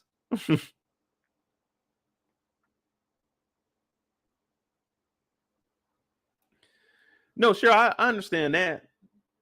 I understand that when they out of sight, they do what they want. But while they're in your sight, you heard the end. You ain't spend no time with this kid. You didn't talk. He did that out of sight. Yeah, he did that out of sight. But he was never taught anything. All he got was a box from Imani and was like, use these. He didn't hear it from his brother. For a young boy hearing something from a girl, that ain't like at that age, they ain't trying to hear that shit. He need to hear from Victor. See, back then he was Trig. Now he's trying to be Victor. It ain't gonna work like that, Victor. I'm not gonna let you slide. I'm not gonna let you slide. When they out of your sight, you think about it. They know to follow the, you know what I'm saying, the rules of the traffic laws. They know to stop at a red light. Well, some of them be running it, but they know to do that. They know to wear protection if you tell them to. You tell them, hey, wear that. Hey, don't do that. Don't bring that. Now, there are some, I can't even say slip ups because shit, both of y'all got control of the whole thing, but it's on both of y'all. Next time we see old Trigger Man, he's with Tierra. And did y'all peep the whole Tierra thing? Did y'all hear what she was saying? Like, he was explaining that Jake got Gemma pregnant. She like, oh, I was wishing it was me. What? She talking about all politicians, they look good when they have a baby on the way.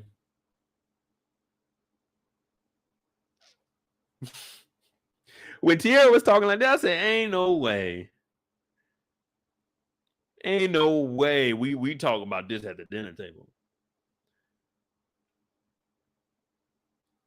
Trig talking about Gemma's pregnant, what we gonna do? And again, ain't nothing you can do. It ain't nothing you ain't got no control. You ain't got no influence. But Tierra, she over here trying to catch him off guard. He vulnerable too. He had a vulnerable state. She talking about, oh, I wish it was me that got pregnant. This nigga, when he did the laugh, he was like, haha, they ain't did nothing.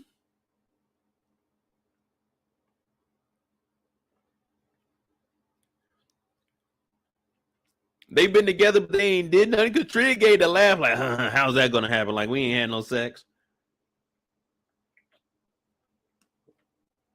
That was just random as hell. I'm talking to you about my little brother getting a girl pregnant.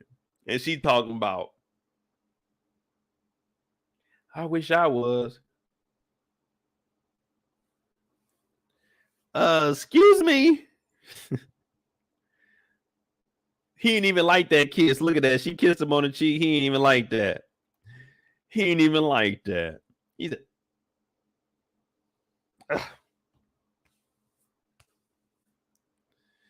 he trying to wipe that kiss off, man. I thought that was weird. So with that being said, do we think that Tierra is just trying to use this for personal gain? Because I think I was the first person to say that 2 weeks ago. I don't know. I think her running with Trig is just for her own personal gain. Especially the way she be talking bad to him. She be like, man, you got to practice. Look at the crowd. He said, I got to read my keynotes. They keynotes, man. You just read that first sentence. You got to remember everything else.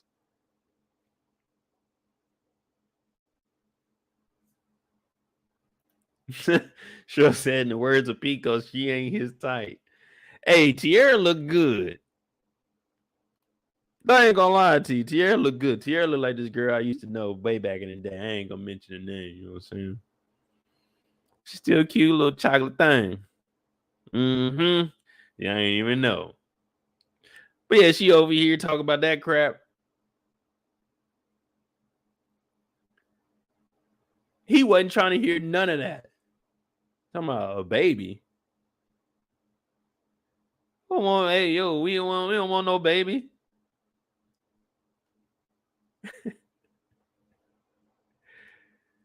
She's using Trig. She wants to get on. And if she had the baby by a councilman, that, oh man, you know how good that's gonna look when she runs for election after she gets off of that maternal leave.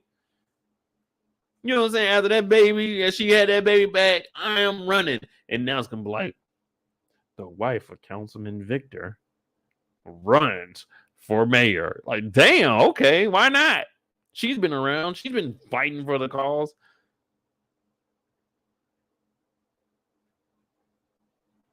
Victor was not trying to hear that. And ladies, don't try to slide that in because I would have stopped you. Oh, ho. What do you mean you the one to get pregnant? See, now we got to wear rubbers.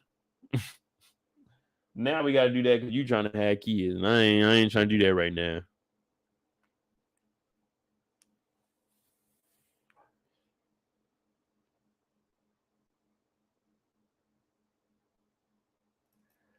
Victor.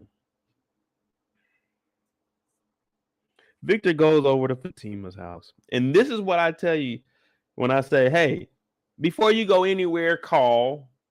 Don't just show up to somebody's house. Because you about to be looking just like Trig. Goofy, silly, stupid, dumbfounded. That's what I say. Don't pop up in my house. You're going to slide through my house. Call. You know what I'm saying? Hey, my homeboy. Hey, I'm around the corner. All right, bet. Pull up. My cousin. Hey, you at the house? Yeah, I'm at the house. Pull up. Hey, I'm around there. Is it cool if I slide through? Hey, come up. You gonna be at the house? Hey, I'll let you know when I'm at the house. Pull up. This nigga walked all the way over there. Well, he walked all the way from his damn truck, but he walked all the way up to the front gate, knocked on the door. Y'all see exactly what I'm saying? Everything is flip-flop. Remember what I said earlier? When Tiffany came to the house at 8 o'clock in the morning, I would have had EJ at the door so she could just open the door and take him. Yeah, that's what you're supposed to do. What did Fatima do here? Because you didn't call, you just pulled up. Fatima came to the door and closed the door. Why would you come outside in lingerie with the door closed? It's cold out this motherfucker. It's the middle of the winter. We just had Christmas a couple episodes ago. So right now you already know. He's like, hey, can we go in and talk? She's like, you should have knew that, nigga, when they came outside. Anyone that comes outside, that means they don't want you in the house. Now your ass is out here looking silly when you were just in the truck smoking weed, drinking tequila, and eating tacos, talking about I want more of this. Now look at your dumb ass. You're over here, you got played, nigga. You're sitting outside looking like a fool. Now she about to go back inside, and the nigga on the inside, like, man, that nigga lame as hell. So if they ever see you, because he probably looked out the window, like, man, that nigga Trig. Now he looking like this nigga lame as hell. Now all his boys about it, that nigga Victor lame as hell. That nigga Victor lame as hell. And that goes in any scenario. Like, everybody about to know about you now, Victor. Because your ass is in your feelings just pulling up. You wanted to keep this a secret. You wanted to keep this a secret. Now you done pulled up. You just hopped up like, nigga. All right. Now they about to expose your ass. And you can't be mad at nobody but your goofy self. Fellas, don't do this shit. Fellas, when you go to one of the girls' house you used to talk to, y'all messing around, don't just pop up over there. Might be a nigga in there. It could be bad for you, brother. You didn't went over there unannounced. All right. It's on you. But y'all know what's going on, man. Trig out here. He ain't got caught up, man. Fatima done played his ass. We already knew she was out here wilding out. She talked about, well, we wasn't exclusive. I think Victor said, I'm busy tomorrow. Nigga got in his feelings. Nigga, you better go back to Tierra. I'd have just been with Tierra. This is if, I can't even say if I was Victor. This is Victor speaking. But me, Tierra's straight to me. Now you in your feelings. You outside in the cold. And he did the little jog up there too. Like he was cool. Like, yeah, I'm about to go over here and hang out. No, nigga. You got played, nigga. I can't even say you got played because you put yourself in this silly ass situation. Talking about I want more of this, but I want to hide it. All right, nigga. Even Shy laughing at him. Shy laughing at him, talking about, man, the girls got more game than us nowadays. No, they don't. You just got niggas like Trig out here. They get played. I don't know why. Just it does.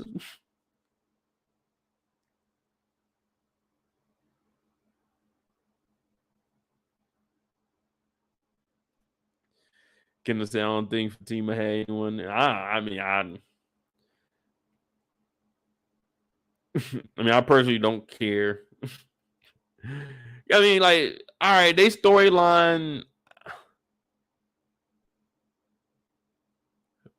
What do they got? What are they gonna get back to? Are they gonna get together or something? This is about to be Little Murder Uncle Clifford. Is that what they're about to do? They've been clashing, they ain't been seeing eye to eye, and then they're gonna get back together. Or is that what we're doing? And they got that crown on the table. Tonight's night is brought to you in part by Crown Royal. They ain't here cracking up.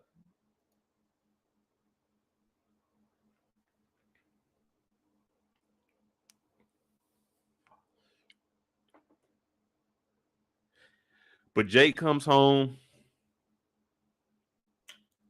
and we know what happened with Jake and them. We know what happened over there.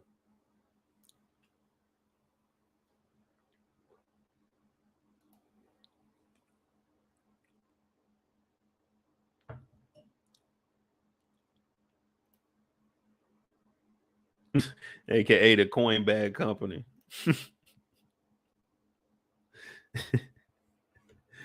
Nah, we use that. We use them bags for something. Well, I got a couple of them bags. Coins. Yeah, all kinds of stuff you throw in there. Gotta get you the big green one though.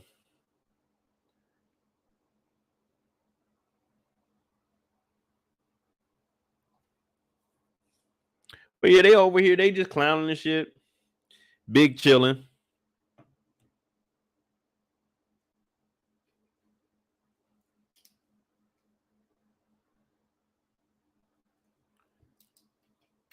And he talking about how he was over there with Pops. So we had Shy go meet the family. We had our boy, what's his name? Victor.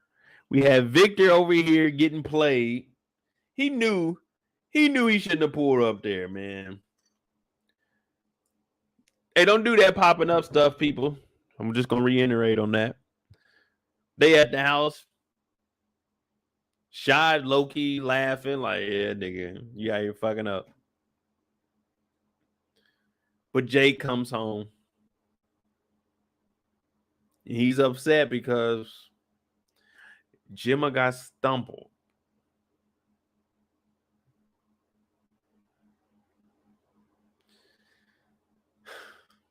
Why?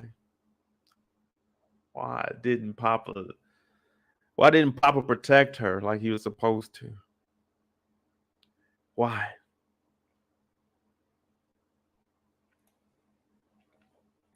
Fatima feels like she's having to sneak around to be with Victor and she doesn't like it, but it was her choice to be out there on sneakily. The whole thing, the whole relationship between them.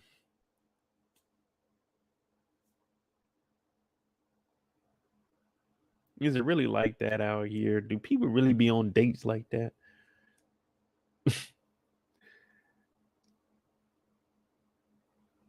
I don't know. I mean, I don't be on a dating scene like that. I mean,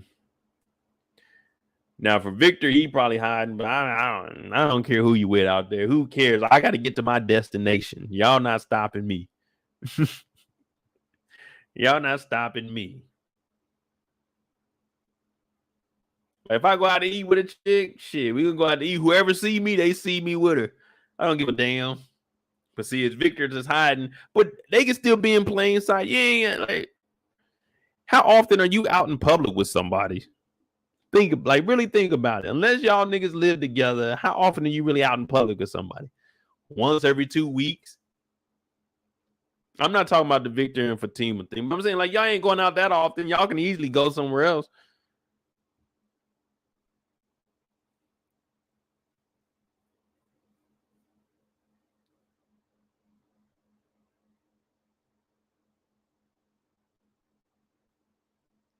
Just most said Fatima was in there with old girl. Oh, you talking about Tierra? Hey, if she was in there with Tierra, that would be some funny shit.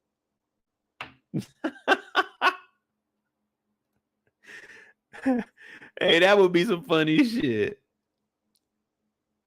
Yeah, I don't trust her. Even when we did the breakdown, I think the first time we were introduced to her, y'all were all, you know what I'm saying, Tamika and Kendall, y'all were both saying you don't trust her. Just having a reporter that wants to get involved with you personally, You just can't trust them. Unless you knew them before they got into that job, it would just always think that they're fishing for a story or something. Hell, we see it with the reporter in what's her name? Adrian. We see it with her and Forrest. Like, all right, you're a journalist, but come on, man. You want to fuck with me? My life ain't that interesting. What you want to write a story about me for? What my mama call for? Hold on, y'all. You know, mama be calling, gotta.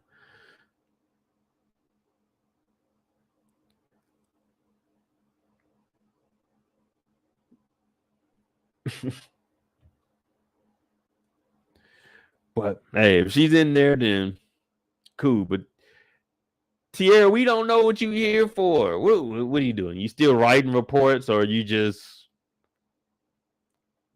dipping and dodging in the streets with potential councilmen? Who knows? Oh yeah, so we're gonna finish up with Jake because they roll right into each other. Where was Jake's next time? Well, shit, Jake didn't really have no much until he fought Bakari. What we gonna know about that is when we go back to talk about Gemma. So we'll loop all of that in together. Gemma's dad has been very, very supportive. I'll give him that. Very supportive.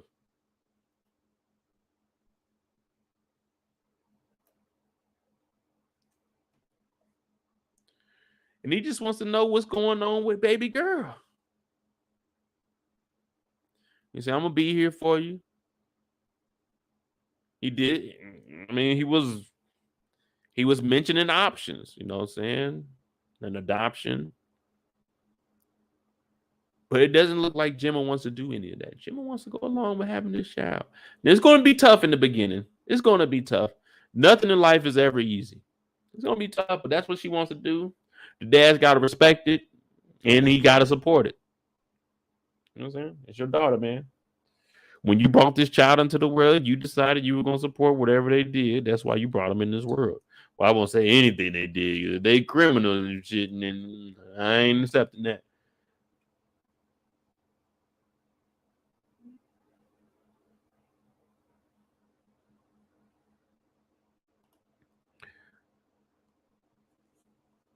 But he's there, though. That's the only thing that matters.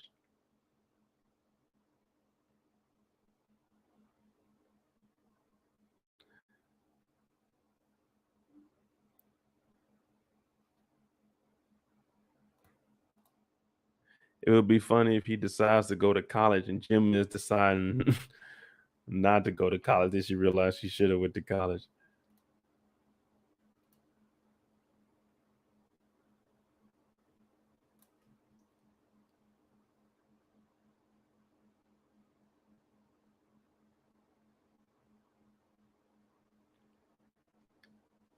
So are y'all? Well, I mean, of course, we're not agreeing or disagreeing, but would you say that was a good thing for Gemma to say, hey, you know what? I want to do my, you know what I'm saying? I want to do this pregnancy. I want to carry it on out. And the dad supported her. That's what we need more of. At least they made a mistake. Hey, let's see what we can do to make it, you know what I'm saying, a better situation. So he's stepping up. Now, Maisha, damn, we gotta connect everybody together. But Maisha be rapping. And Gemma, she try, you know what I'm saying? She trying to take that managerial spot. You know what I'm saying? I'm the manager. Listen, you need to work on stage presence. You ain't gotta rock the room. You ain't gotta make a little bit of eye contact. You know what I'm saying? You gotta go over there, give us some energy. That's all we want is a little bit of energy. If you're gonna be out there doing it, then do it. We ain't come here to play. Like they said in the 5 Heartbeats, I would have looked at Maisha and said, if we ain't gonna do this right, let's not do this at all. Yeah, and then breakdown. Nights like this, I wish that raindrops would fall. Let it rain on me. That's how you're supposed to be up on that stage rocking that thing. And then she starts moving and grooving. And hey, Jim was like, cool. That's all I wanted to do. Now, as your manager, we need to get on out of here and make some things shake. She told me, how you gonna be my manager and you got that, you about to be a mother. She said a lot of people be in there. But if you didn't see in the first scene with Maisha, she got a letter from a college that said year in that she has in her hand there. And Jim was looking at it like, what is it? Now, when I seen year in my mind, I'm thinking, hey, this is a scholarship. That's what they said. It was just her to visit the college. So it may have just been that hype thing, you know what I'm saying, just to carry it on. You're in on the college selection to come visit the, you know what I'm saying? I ain't getting many college letters. I had 2.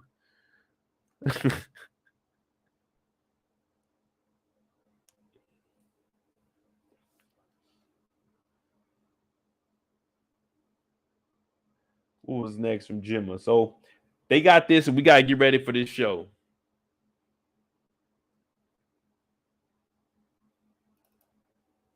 And it's showtime. Maisha was a little nervous at first, but Gemma was there to hold her down. Now we get to see Bakari pulling up.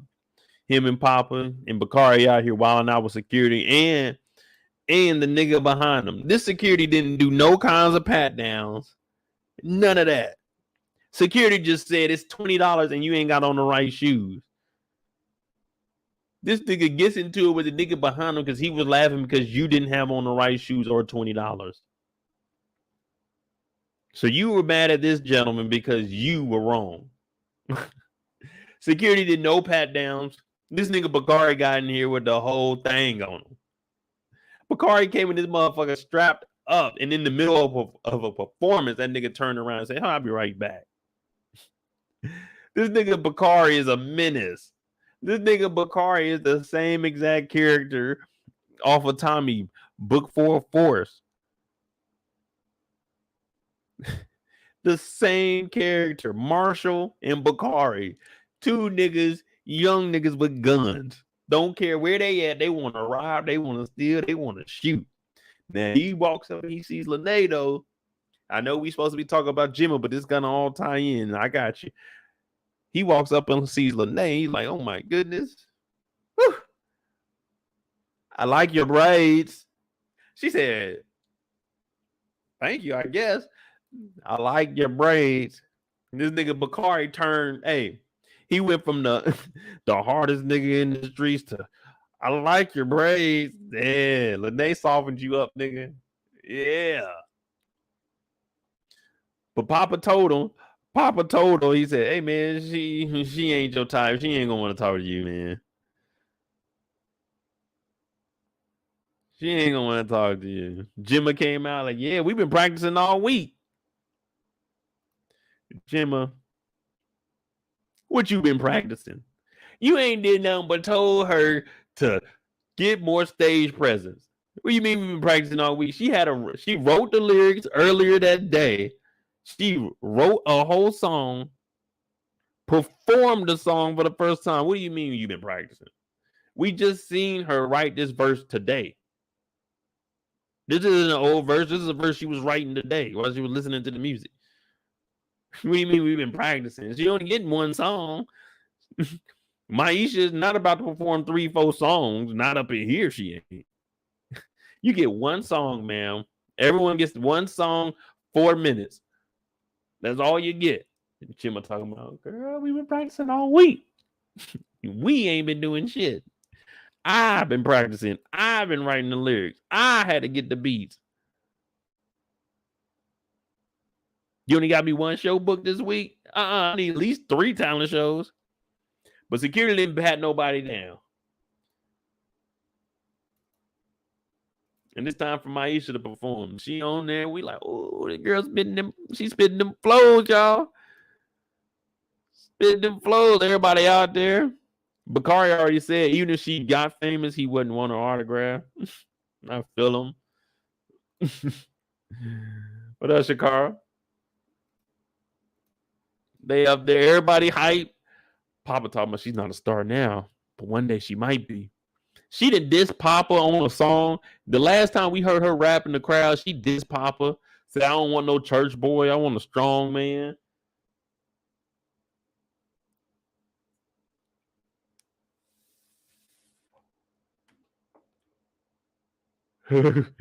Papa like, yeah, man, she owed it.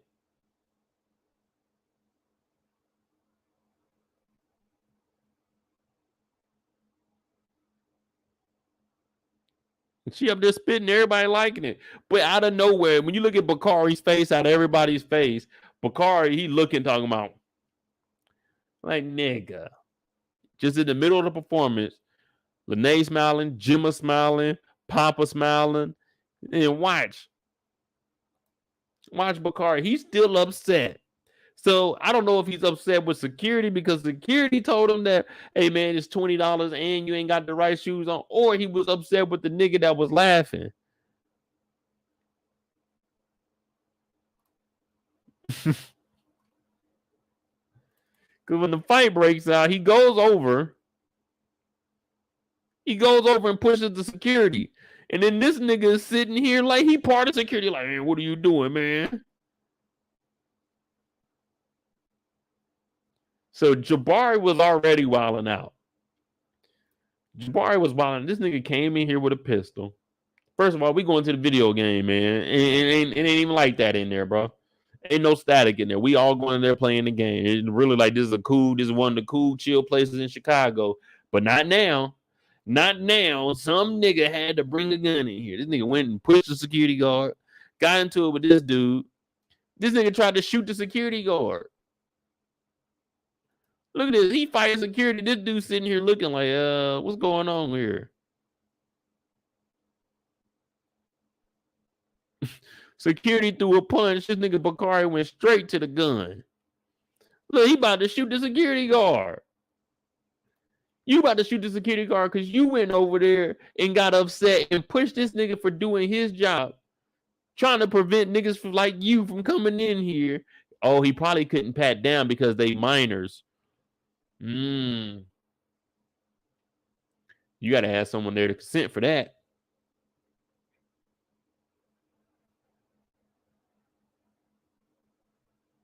This man was doing his job and you brought a gun in here, making it bad for everybody.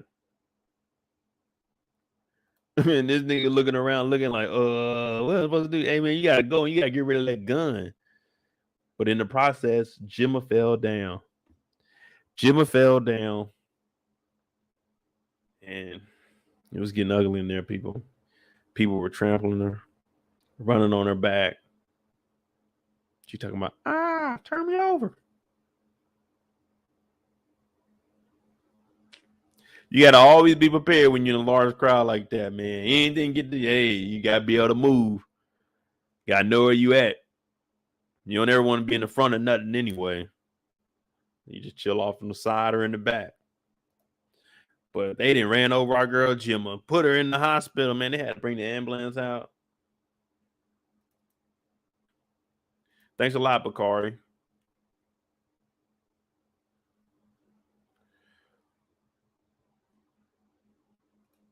Havana said Gemma's life went downhill once she started dating Jake.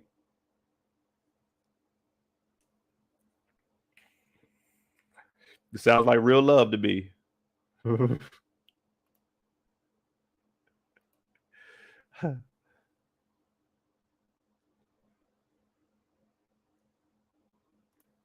Yeah, Tamika, I was looking at that. I was like, damn, they this took it to the extreme. They put her in the hospital. They really on her back.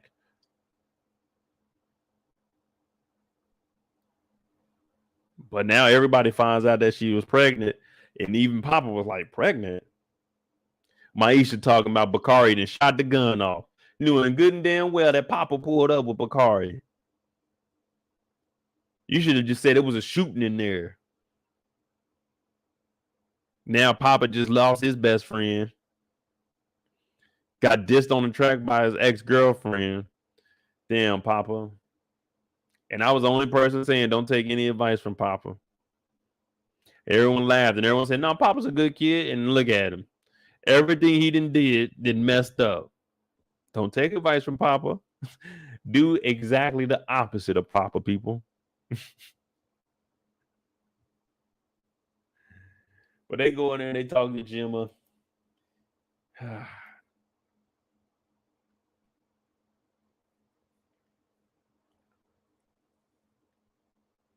I mean, shit. There ain't really much to say about this. Jake is really hurt because he wanted to have the kid. Jimma wanted the kid.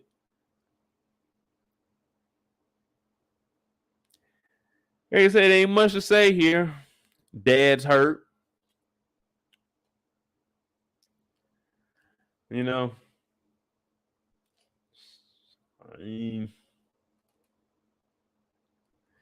it sounds bad, but this might be a good thing for Jake. This might be a good thing for Jimma. Maybe they can. I mean, sometimes things happen. And I mean, if you believe in a higher power, then everything happened for a reason. But Jimma, she lost the baby, and now she's getting closer to her dad because she was close to her child. And now she wants to build that relationship better with her father. Now, this might be the end of Jake and Jimma. It might just be too tough to see each other, and maybe looking back on the situation they were in together. Yeah, and they'll probably still be friends. They'll grow apart, of course. But I don't know. What do you guys think? Is this the end of Jake and Jimma?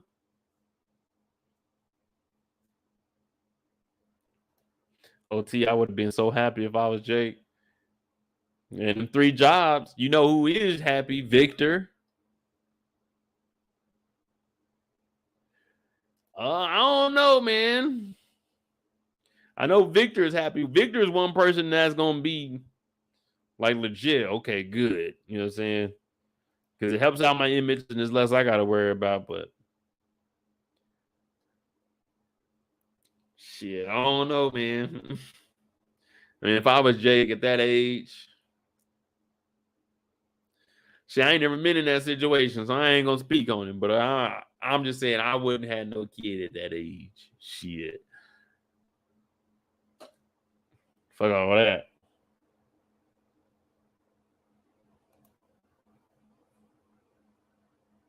Kendall said, I hope so. I'm sticking a storyline. Yeah, that is one of the storylines that we tried it. It shouldn't have lasted that long. Maybe they didn't get all into like the pregnancy. Maybe they talked for like a couple of episodes and then they just broke up. But I guess they were trying to get Jake more involved for the last season since they've been here since they were younger. You know what I'm saying? Let's get the youth. Let's get this some camera time because they could have easily had Jimma come back and maybe not introduce Simone, but had him talking to Lene and Jimma trying to get back with him. So they could have done the same thing, but it looks like they're trying to give the younger people some more airtime, and I think that's cool if that's what they're doing.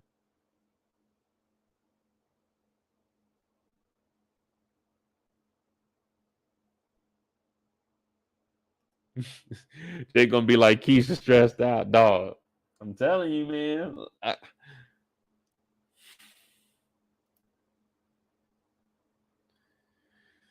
Shit, man. You think taking care of baby easy? You think working 3 jobs is cool till you gotta come home, you gotta change diapers and all that extra shit? Oh hell no. Oh Jay, can you change that diaper?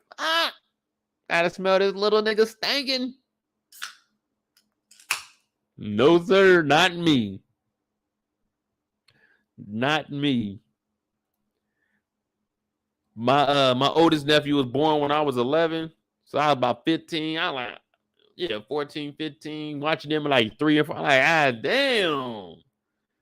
Y'all niggas is annoying. XJ, if y'all listening, y'all niggas was annoying. Sorry I didn't let y'all be kids like the kids are today. I used to be hard on my nephews too. Hey, I take them to like basketball games. Hey, sit down, man. They doing them little weird dances. Sit down, man. Now I look back like, damn, I should let y'all niggas enjoy it. But shit, it made y'all the men y'all are today.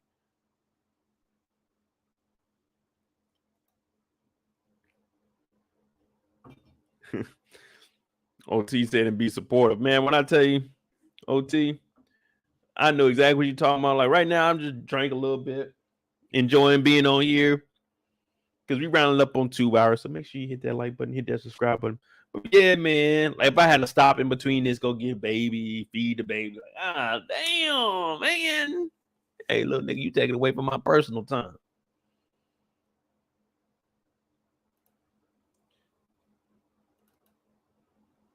What did y'all think from Jimma's dad when he went?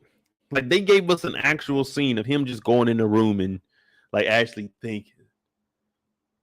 What is he gonna try to get back at Douda and them? What was he about to do? What was the significance of us seeing her father? Like, is it gonna be anything else, or they were just showing us that's how attached he was to his daughter because he sees that she's coming back around and she's actually attaching to him and she's not as rebellious as she was. Because you remember at first she's smoking weed. I don't want to go to school, but then she wanted him to stay in there until she went to sleep. So I think he probably crying like, damn. I finally got that father-daughter moment, like when we were younger, when she was just a baby.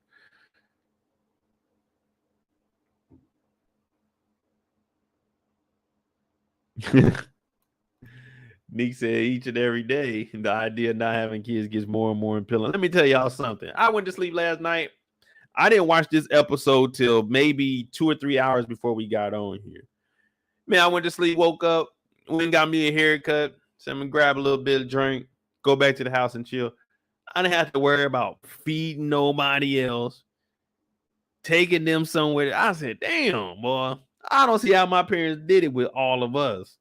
Boy, God, the worst thing that goes on in my head is if I had a child and I had to go to the store and buy something and the baby just starts crying.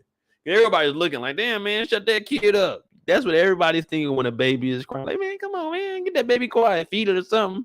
You in the store and you just can't, it's just that day. You can't get the baby to stop crying. You gotta leave. Like, oh, hell no. That right there is just too much for me. When I go to Target, I like to get in and out. The baby crying and shit. People like, oh, the baby's cute. Hey, keep it moving, man. Got monkeypox out here talking to my kid.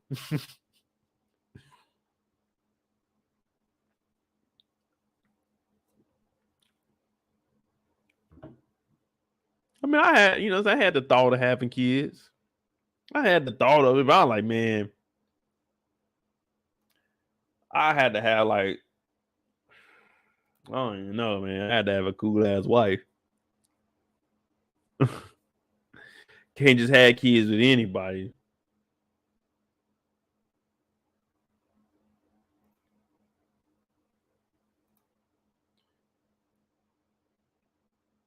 Next up is our boy Kev. After Kev, we did Kiesha Emmett, Gemma, Jake Victor. Yeah, we just got Kev. After that, we got a free time. You know what I'm saying? Unless y'all got any questions about the shot, because it's not really giving us any cliffhangers. After this episode, nothing had us thinking what's really coming next. You know what I'm saying? Kiesha's gonna move in. She's already been living with Emmett. Jake and Gemma, they don't have the kids, so are they going to be together or not? I guess that could be an interesting storyline, but it really ends that story. Bakari lives with Papa, so what? Jake's going to get into it with him or something? See what I'm saying? Like, they didn't give us, they wrote a good episode, but they didn't give us something to be like, okay, next week this is what we expected.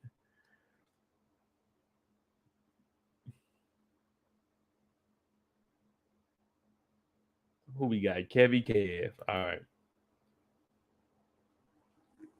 Kevin here playing the game with Lene. Now, for people that haven't really been keeping too close with the show, Lene is the girl that moved in with them because, everything was going on. Her brother got locked up, became be her guardian, and she's at the house. Now, originally, we were thinking it was going to be Kevin and Lene, but it never happened. You know what I'm saying? They were cool. They close. You can still see that it's something there, especially on Lene's end. But they cool for the most part. They be playing the game with each other. I'm talking about the video game, people. And Lene is actually pretty nice. So Kevin, he talking about, hey, won't you come to the game with me? You know what I'm saying? Little video game thing. It's $25,000 on the line, girl. $25,000 on the line. She's like, I don't want to play no games. You're like, no, I can get you in there, man. So I'm like, all right, look at Kev. This is the second time in 2 weeks that Kev has offered a girl to come and do something with him, and they both turned him down. First time, Simone's like, I don't want to go to that game and dumb shit. Lene told me, I'm not trying to play in no game. Can't even invite them to what you want to do. That's fun. But when she hears it's $25,000, she like, shit. Okay, they $25,000. Oh, shout out to Erica Vane now. I ain't seen Erica Vane in months, but I still be watching the channel. Yeah. Make sure you subscribe to Erica Vane TV. Pretty good when it comes to these recaps. A little bit better than me. Very articulate, and she has more going on. Like, you won't be bored watching her channel.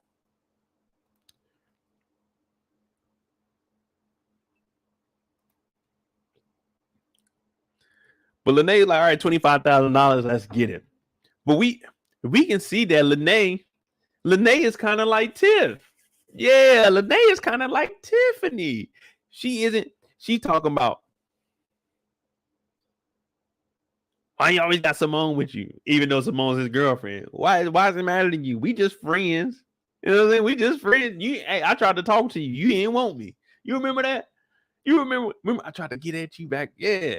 I won't even say back in the day, like 2 months ago, a month ago, before you moved in here. Yeah, it was me. I was trying, and you were shooting me down. Yeah. Well, I'm with Simone now. Simone got crystals.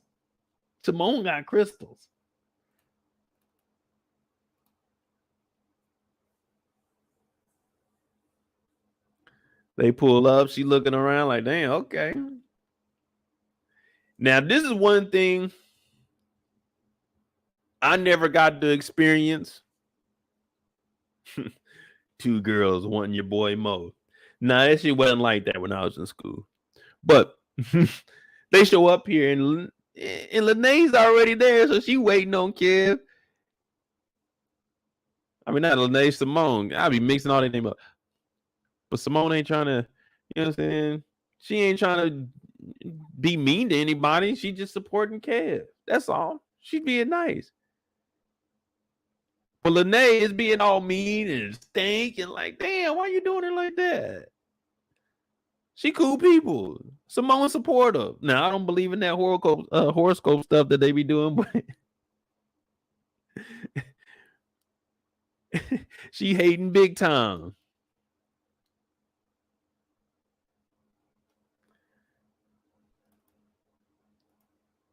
Now, let me tell you, I've had vegan food. I had some vegan chocolate one time. And I was not a fan of it. Lene ain't trying to hear nothing that Simone is talking about. Simone being nice too. I got some gummies. Huh? You want some? We both here supporting, you know what I'm saying? We supporting kids. Lene upset.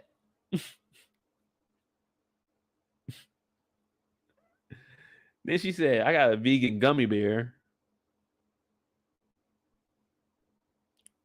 What the fuck is a vegan gummy bear?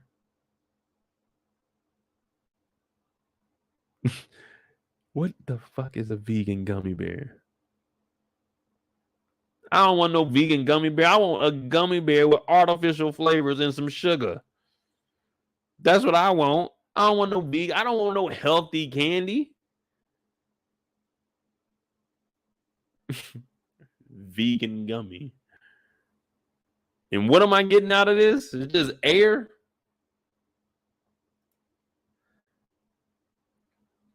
No, that I went to this vegan chicken place and I didn't know it was vegan because it was inside like these other restaurants. It's called Box Park in London. It was a chicken spot, and I went in there, I ordered some wings. I didn't know it was vegan. I bit into it, and it was cauliflower. I'm like, what the this ain't no damn chicken wings. It should be illegal to sell that. I bit into that shit, almost threw up. I bit into it, had all kinds of bullshit. I said, man, what is this? I went back in there and I told him, I was like, no disrespect or anything, but I can't eat this. I didn't know this is a vegan spot. Y'all need to have vegan in the title. I need to know what it is before I walk in there. Like when people let you know about peanut allergies, I need to know if there's vegan food on this menu before I start ordering. No, because I can't eat that. I can't eat no fake wings. I gotta get the real deal, baby. It needs to say vegan on the wall, or I should be able to sue. You ain't tell me it was vegan in there. Them wings, black vibes. I don't know, man. It was some cauliflower, and I bit into that. I'm expecting some wings too. It was fried nicely too, man. Be easy on the fried food, y'all. But yeah, it was fried nicely too. So I sat down. We having a couple of drinks. You know what I'm saying? It's midday, probably about 3 o'clock. I'm like, shit, I'm about to tear these wings up. You know what I'm saying? Because we got a long evening of drinking. Bit into the damn cauliflower. I was like, what the hell? I was like, oh no, man. I had to go on some real shit. I went and bought me another drink, and I got a water. And that water, I wasn't even drinking. The water, I was rinsing my mouth out with, no lie. Water with the ice. Yeah. I was rinsing my mouth out. I can't do that.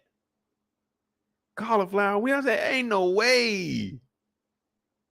And now you offering her cauliflower gummy bears in the video game place. What are not cauliflower? Do they make gummy bears out of cauliflower? Now I gotta Google it. Now we gotta see what's in vegan gummy bears.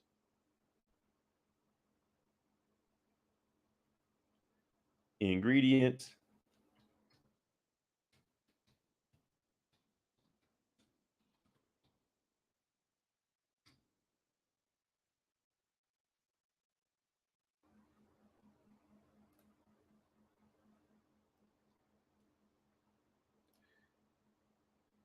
Yeah, black vibes. Hey, Box Park is a spot. I was just there July 3rd and then July 11th. Vegan gummy bears. What are vegan gummy bears made of? Agar powder is the key ingredient to making gummy bears without gluten. Rather than using that, my vegan gummy bears recipe uses agar powder, which is made from red algae. Natural jelly like consistent. I don't know about that. That don't sound appealing to me. I don't see nothing talking about no sugar on there. Oh man, these gummy bears look like Legos. Man, y'all seeing that? These vegan gummy bears look like Legos. They be talking about tobacco and marijuana products look like kid products. Look at this vegan stuff. Don't be tricking these kids into being sugar free. Let the kids have real gummy bears. They don't need this. These little Lego blocks.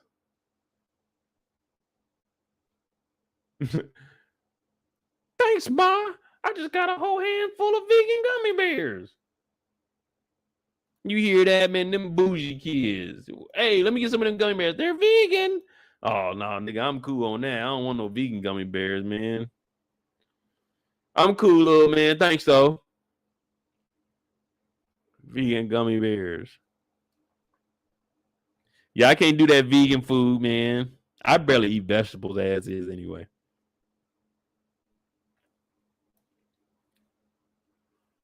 Eric said vegan gummy bears probably taste like cough syrup. Yeah, you freeze some cough syrup. That's what it's gonna taste like. Nick, don't you do that to me. Don't you tell me Sour Patch Kids is vegan. No, it ain't. My Sour Patch Kids is kids free. Like when I say kids free, mean hey, they were made by adults for adults. No kids can eat these. Hey, Sour Patch is adult candy. Kids don't need to be eating that. Look it up, put some money on it. Nah. What is today? Today is August 5th. I ain't putting up money on nothing. I just pay rent. I got a haircut. My monthly spending is over with. That's it. Yeah, that's it for the month, people. We're gonna have to eat noodles. So you know what I'm saying? Bless the Cash App, MoedotJ, because we hurting out here. We struggling. For real, for real.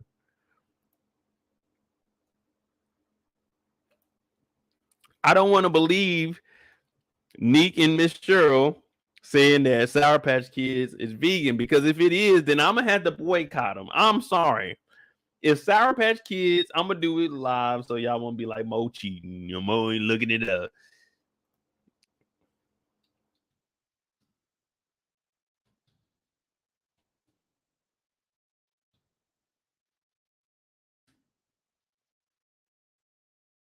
Whoa.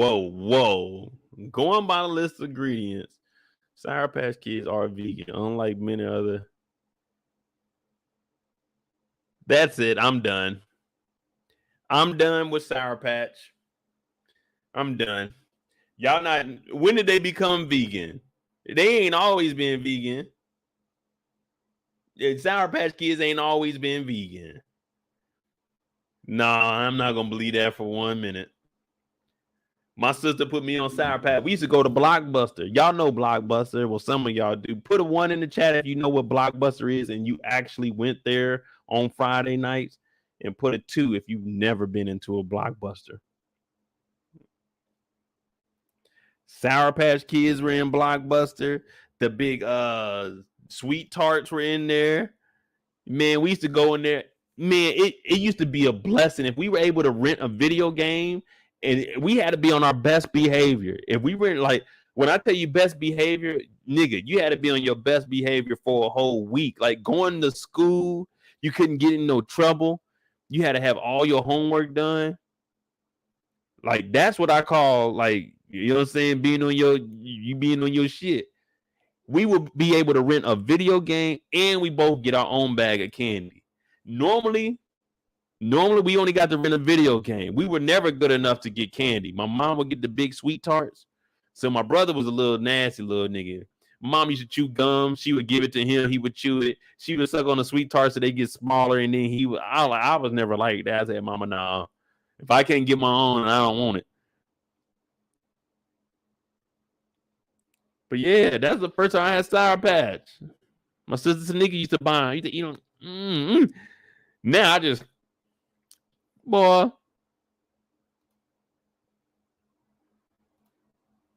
Nick said we had a pass where you could rent out as many as. See, you came later on. You came on later on in Blockbuster. That's when they started coming out with stuff like that. We used to have, the most that we had growing up was you could rent one and rent one free. It would be certain movies. It was like you could rent 2 of them. They'd be rent one free. They didn't start giving out that pass. Blockbuster had been around for like 3 or 4 years. You know what I'm saying? I'm talking about the early days when they used to have a Nintendo VR in there. You put the little thing on, you had a hand glove. Yeah, you see, I'm talking way back when Blockbuster first started. You be lucky, hey, mom bought us some candy. Yes, sir. Your boy got all C's, nigga. All C's. We renting 2 video games this weekend. We getting candy this weekend. Pops is ordering a pizza this weekend because your nigga got all C's. If I had a report card with all C's, and oh man, it's a lovely day, nigga.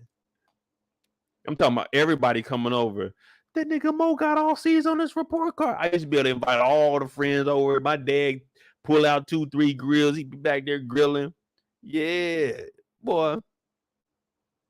Go to Blockbuster. The only thing was we could only rent games that 2 people could play. Because it was me and my brother. All C's. Hey, you better believe it. If a kid like me had all C's, y'all might as well go ahead and start accepting me to Yale because I'm overachieving. Now y'all laughing. Like, you got to understand, when I was a kid, I was a fuck up. I'm not going to lie to you. I was a fuck up as a kid. And I placed the blame on me being the way I was because my parents was not giving me vegan free Sour Patch Kids. You see what I'm saying? My parents were giving me non-vegan, real sugar. That's what they were giving me. That's why I had all C's. Y'all like how I tied that into the show? Yeah. That's why. If they would have been giving me vegan gummy bears, I would have been getting A's. I would have been getting A's.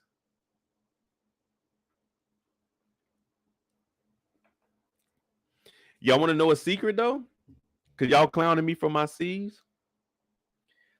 Most of the doctors and all those people you go and see, they weren't the top of their class. There's only a couple of them at the top of the class. The rest of them niggas is middle of the class like I was. A C is, hey, I'm getting by, baby. Don't knock a nigga with a C. Don't knock a nigga with a C. Y'all know, hey, y'all know now your boy is 4.0. Yeah. Cum laude. Trying to get summa cum laude. You know what I'm saying? I do my thing a little bit. But Kev's at the game and they got these vegan gummy bears.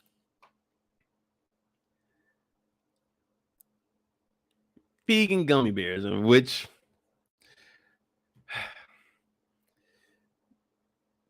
I'm low-key disappointed. I'm low-key disappointed in Sour Patch Kids. I can't get that through my head that they are vegan. I should be able to sue them because there's nothing that says it's vegan. And that's probably why they ain't never came out and said they were vegan, because people would be suing them because we didn't volunteer to eat vegan food. You forced it on us. Hey, shout out to Queen E. Everybody coming in here. Hey, if there's anybody that does reality TV, go to Queen E's channel. She does it all live. She's watching the shows. YouTube be showing her love too. She be in that thing rocking. Y'all go to her channel. Amazing. She just told me today she might be coming out to San Jose. So we might be linking up and introducing my channel to hers and her channel to mine. But if you watch any kind of reality TV, go to Queen E's, man. That, hey.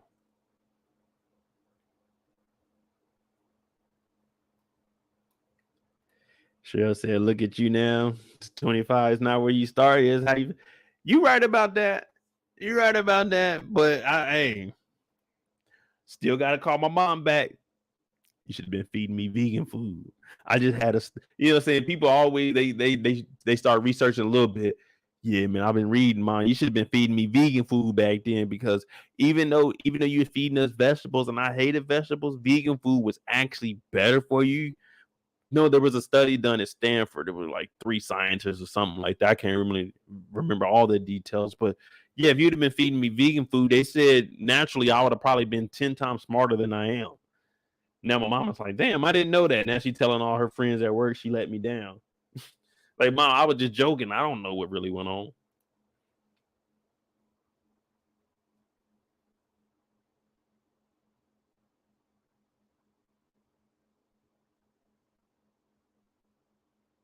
Where's the last thing at, though? Oh, Kev plays. Now, Kev got hustled. I don't care what any of y'all say. Kev got hustled. Now, I don't know if he won the $25,000 prize. I can't imagine him playing that guy was the top prize. But when they get done, Kev come over. So Kev probably won like $1,200. Simone, her and they didn't got close. Them vegan gummy bears. See, look, when you eat that vegan food, it opens up your mind. You're not one-sided anymore. You're like, you know what? Maybe I should hear what Simone got going on and embrace her just like she's been embracing me. You see what that vegan food will do to you? Now she comes over. Lene talking about we something like friends. So if I'm Kev, I'm like, thank you. Now you ain't gotta act like a. Why you gotta act like a? Geez Louise, because whenever she come around, you always upset. Simone talking about pay her 20%. I said 20%. You out your damn mind, 20%. You don't even pay an agent 20%. You might pay them 15 at the most. They talking about a coach. 20%. No. She would have got a smooth $100 out of me. I don't care what you coach me on. I'm gonna give you 100. You're not getting 20%. If I won 100, that means you get 20.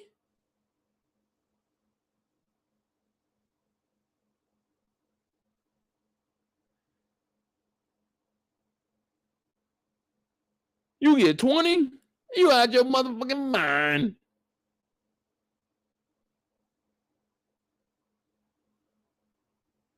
No, 20%. Simone, you my girlfriend. How you gonna take 20% of my money and give it to a bitch that wasn't giving me nothing.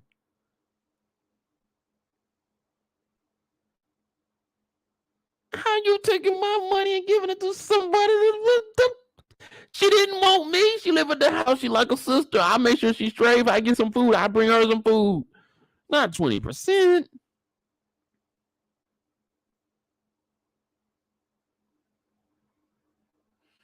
%.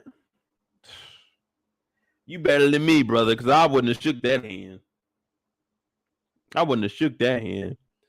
And this, they giving him the work. He got to actually file it. He got to actually file on his tax. It ain't no cash, brother. We do this legit around here. It's legit around here. Yeah, Eric, that's what I said. He got 2 weeks straight. He got this. Simone said, I don't want to go to the gaming thing.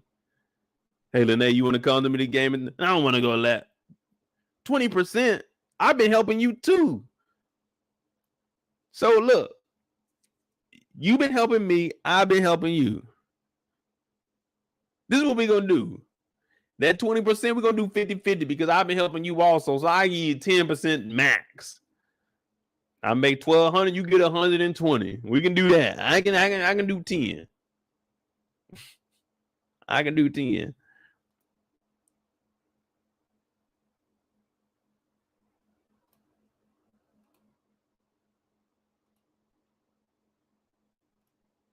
But I will say, Simone, she seems cool too. Other than her doing the astrology and reading the palm stuff, I think Simone cool. You know what I'm saying? She's encouraging and she's being supportive of Kev because she knows this is what he likes. Even though she didn't want to go. She didn't want to go, but he didn't want to go to Anime Con either. She gave him a kiss. She's like, you can make a career out of this. And he's realizing that the real world is a little bit different than being a kid. Now he getting hit with these taxes at 15 years old. He talking about I gotta pay her 20%. Then I gotta pay the taxes on there. So he probably leaving. Let's just say it was what was it, $1,200? Did he win 1,200 to 15? Let's just say it's 1,200.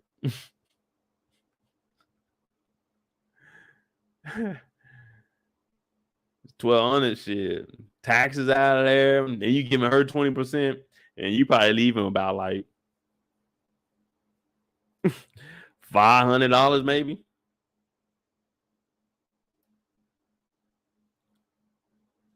Well, $500 at that age is cool. His money will go a lot longer though. Only if him, Tariq, they stop spending as much money on clothes and like just actually stack their bread. These kids will have a lot of money. Let's be real. These kids would not, like Kev and them, they would not be living in poverty if they just stack some of that money instead of buying, you know what I'm saying, designer. It's all about priorities. And not how much you make, is how you spend what you do make. Nigga came out with a members only. Like, damn, Kev, how you get that? Shakara said, read your horoscope today. Well, I mean, we almost done with this. When we get to like 2:30, I'll jump into the horoscope. I do got to read that for y'all. You know what I'm saying? Thank y'all again for rocking out with me. We did reach 25,000 subscribers last night. I'm very, very appreciative of each and every one of you because I like to get on here and just talk to y'all. Like, we know that, hey, on Fridays, we got to talk about the horoscope. Just something we going to do. So if you're new to the channel, you like the Shy content, P-Valley content, Power content, hit that like button, hit that subscribe button. We don't care about what you're talking about in the chat. As long as you're respectful, who cares? Also, I think I consider myself a full-time YouTuber now. So, hey, support the channel. Cash App is MoedotJ. Any amount works.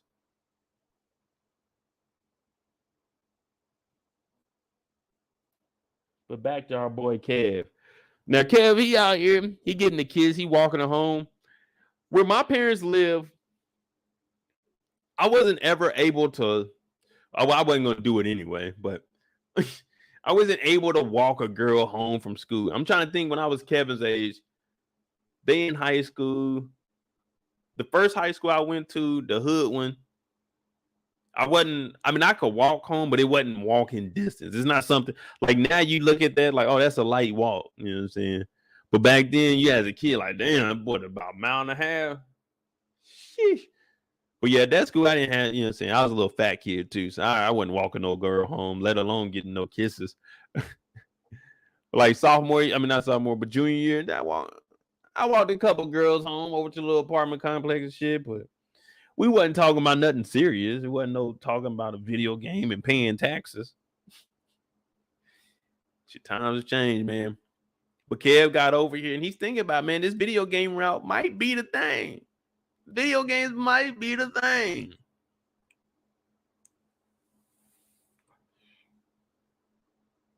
But I will say, Simone is the most supportive girlfriend or girl that we've seen on the show. I mean, I give Kiesha credit because of how she is over at Emmett's, but Kiesha messed with her best friend's ex-husband. No, ex-friend's husband, because they ain't exes yet.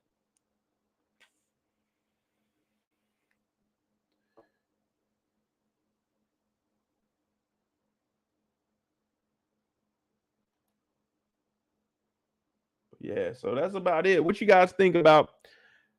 I don't know how Kevin's storyline is going to go on. Do you think that Lene is going to confess that she likes Kevin or anything? I don't see anything happening out of that. Or maybe her saying, I don't really like Simone around. I was always interested in you. What do you think is going to happen out of the Jake scenario?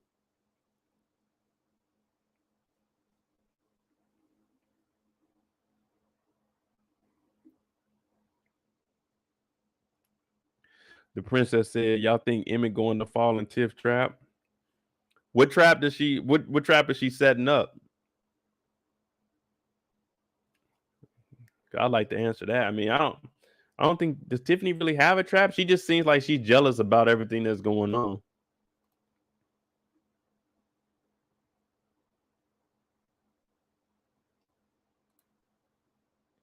I think Lene and Bakari might get together. That would be interesting. But since it's the last season, I don't know how that will play out because they could have did something like that in the if they were to have another season or it was more episodes, they could definitely build on that.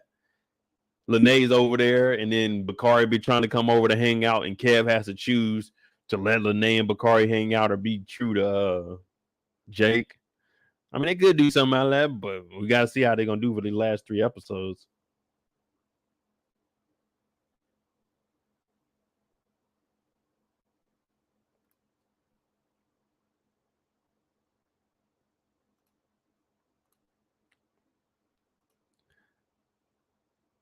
Jacob Papa might fall out once he finds Bakari's over his place. Well, they already had that little fallout because you remember when he was at the house, Papa was saying, "Hey man, chill. He lives here now," and that's when Shy told him, "Man, take your corny ass home." So I mean, I think he's already upset with Papa though, especially how he left after the hospital.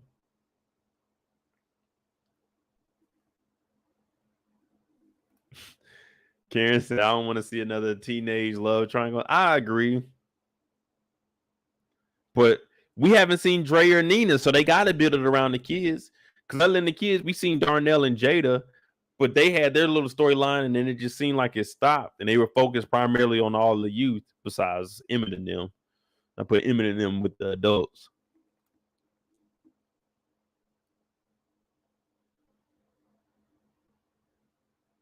Yeah, Princess, this is the last season. This is the last season.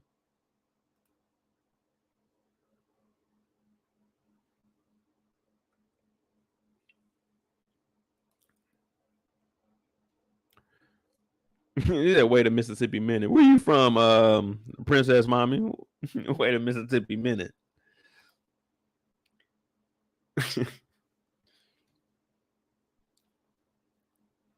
I think it's 10 episodes in this season. I'm not for sure, but I'm pretty sure it's 10.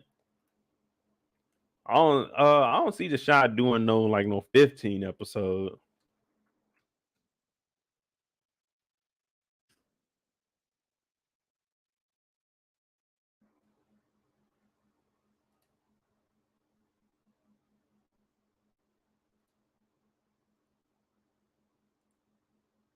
I can't even find an article on it.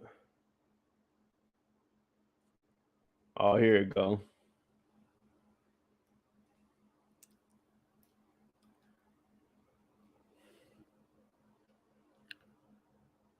God damn, why don't we value privacy? We don't give a fuck.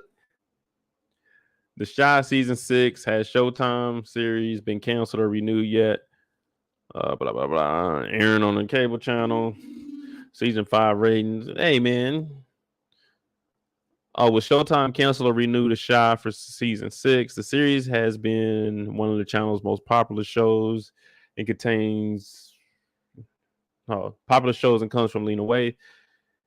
As long as she wants to continue making it, I think Showtime will renew The Shy. I'll update the page.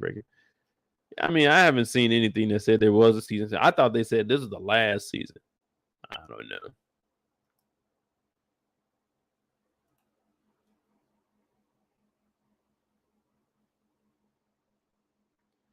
Oh, well, hey, shout out to you and your daughter, Princess, mommy. Shout out to you and your daughter. Yeah, we do. You know what I'm saying? We do live shows each and every Friday night for The Shy, 9 p.m. Eastern. Maybe 3 hours, maybe 4 hours. Who knows, man? We just be on this thing rocking out. Like I said, if you have any more questions about The Shy that you want me to answer, put them in there or any other shows. Because we basically rolling into a free time now.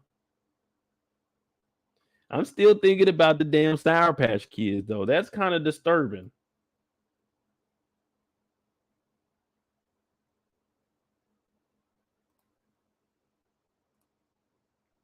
I'm sorry. I'm just being honest. It's a little disturbing knowing that I didn't ask for that.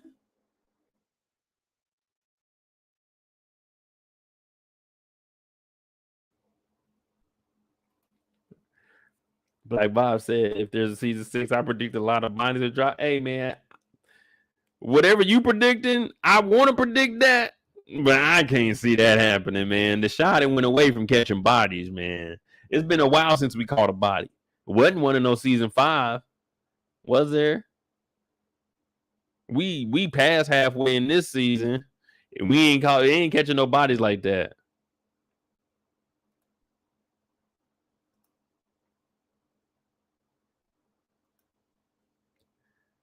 Yeah, it ain't the Shy no more. It's Chicago. That's it ain't the Shy no more. It's called Chicago. The Chicago is what we've been watching. You know, you got that what is it? Is it a play, Chicago, or is it a movie, Chicago? But we're gonna call this the Chicago because it ain't the Shy no more. Is it not the Shy? Come on, man. They always trying to.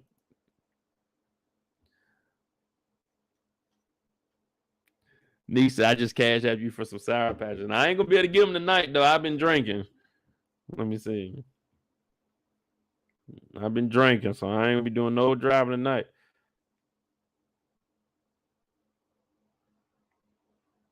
Hey, like I say, man, shout out to Neek, man. Thank you for that cash app. I deeply appreciate that.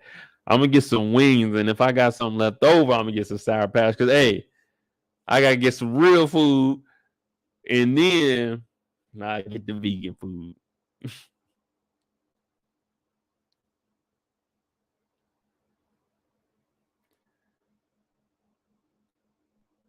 Thank you for that. Oh yeah, real quick. Hey, don't if you go to my cash app, don't request no money from me. Somebody requested $50 from me. If you request any money from me, I'm gonna decline it and I'm gonna request back whatever you did with an extra zero at the end of it.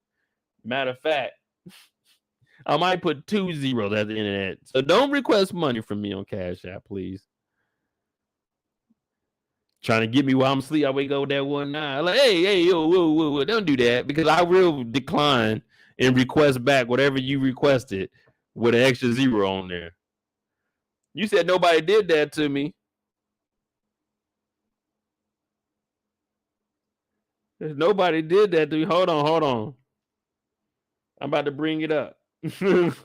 Dog, I don't know what it is, but hey man, don't do that.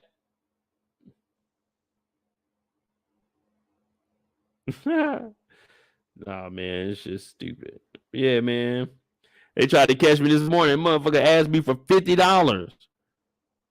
I woke up at $50. What is this for? I said, wait a minute. You requesting $50 from me? That's okay.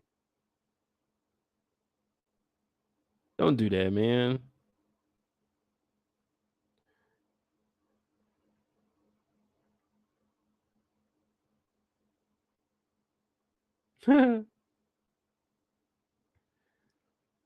It is what it is. Let's get into the horoscope, though. You know what I'm saying?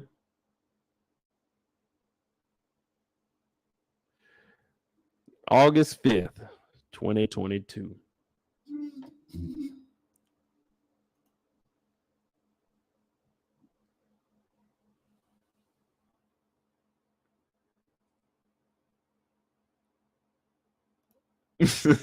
Havana said Kevin need to start spending time with his nephew and offer to watch Ronnie sometime. And instead of spending so much time around these girls, Kevin don't even spend time with Kiesha anymore. I mean, what's Kevin supposed to? Kevin is a high schooler. Yeah, like, come on, Havana. I can't agree with you on that one. Like, his sister moved out the house. He doesn't have a car. What's he gonna do? Walk to the dorms? Like, come on, we can't do that to Kevin.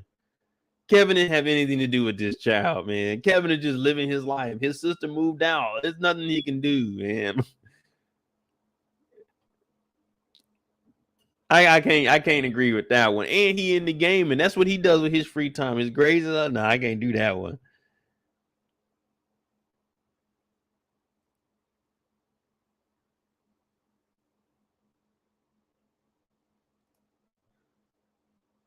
I thought for sure Jim was pregnant with Kevin's baby. Nah, it's good old Jake.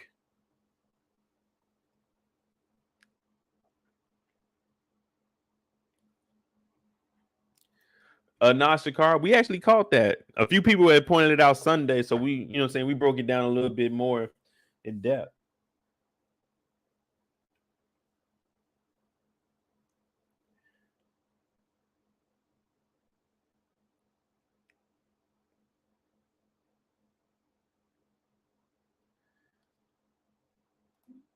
That might be EJ though.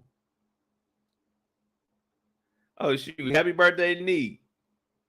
It's my birthday. I'm gonna read that off too, and I'm gonna try to figure out what you were doing on your birthday too. Now, all right, I got you. You know, we got any shout out or request that comes from Neek or Kendall. Y'all might as well be prepared because whatever they ask for, we probably gonna do. Let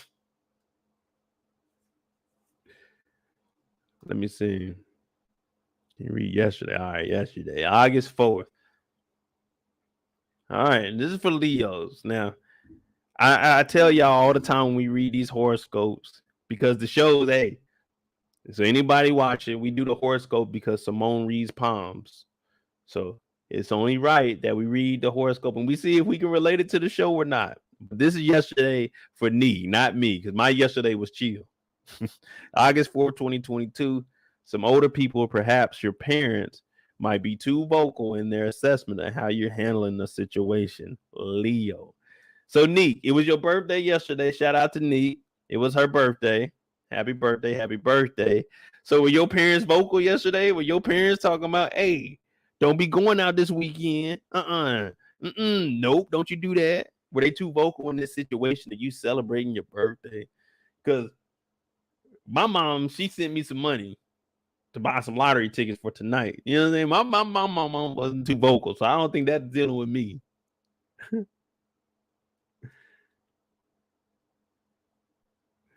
I really just read my horoscope. I mean, we were joking around when we first started this, and now I just read off my horoscope and see if it was true or not. You know, everybody say, "Oh man, that Leo guy." But Nick, was your parents how they assessing your situation? Also, they talking about Nick here, y'all. You're particularly sensitive today and far less tolerant of criticism than usual. Don't lash out. Causing a rift won't solve anything. Change the subject and take whatever course of action you feel is best. Neek, is that how your Thursday was going? Your birthday was going? Oh, see, because that was your birthday. See, so it's working on your birthday. For me, it don't line up with anything I got to do.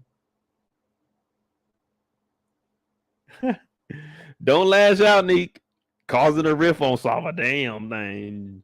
Change the subject and take whatever question. See, none of this. I ain't even talked to my mama yesterday. Oh, I text her. She wrote me on Instagram. I don't even know why my mama got an Instagram. Mama ain't got no followers on her page. She ain't got no pictures. Like, damn, ma. What you doing on here? You got a real job? You didn't get off this place, mom. She be on TikTok all the time. Y'all mama sending y'all TikToks. My sister introduced my mom to TikTok, and now she just sends stuff. We got like 8 different group chats because my mom be forgetting to go back to the old one. So she'll create a new one. She'll add another person in there. One of our cousins might be. We got like 5 or 6 group chats with our mom, and it's all the same people. But she be on TikTok. All right, August 5th. This is today. Yeah, today's date.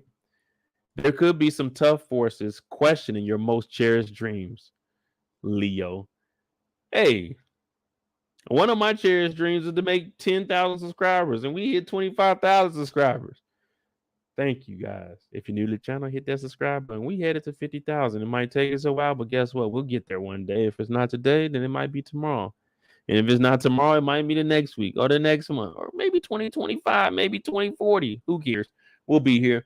But there's a tough force questioning your most cherished dreams, Leo. And I'm thinking, is anybody questioning me? No one's questioned me about anything. All right. Be careful about confronting someone who wants to poke holes in your idealism. Be careful to someone confronting you about poking holes in your idealism. Oh, okay. Have y'all ran into anybody? Any Leos? Nick, have you ran into anybody that was trying to poke holes in your idealism? You know, like I was thinking of this, poked it. Like, is there anyone in your life just like that? Because that didn't happen to me today. You could end up feeling like a punctured balloon that's slowly deflating. Do whatever you can to avoid the aggression at work to bring you down. Well, I don't have a job, so it ain't no aggression to bring me down. Don't let others get to you. Nah, today was a pretty good day, though. I ain't gonna lie to you. I woke up, I watched the Shy. I ain't gonna lie, I watched the Shy, went and got a haircut, came back, took a shower, drank a little bit before I got on here with y'all, put together a slideshow, and then we got on here, man. So I was really chill today. I ain't gonna lie to you.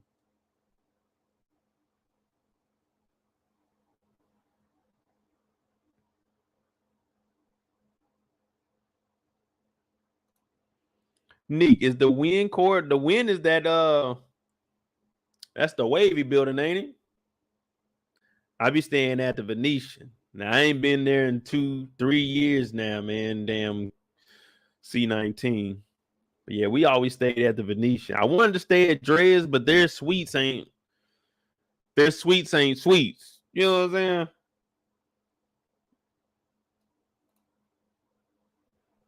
But I like to stay at Dre's because Dre's nightclub and Dre's beach parties is straight. And if you could just stay at the hotel and not have to go nowhere, lovely.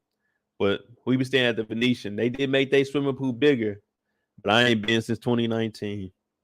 Probably won't be till 2023.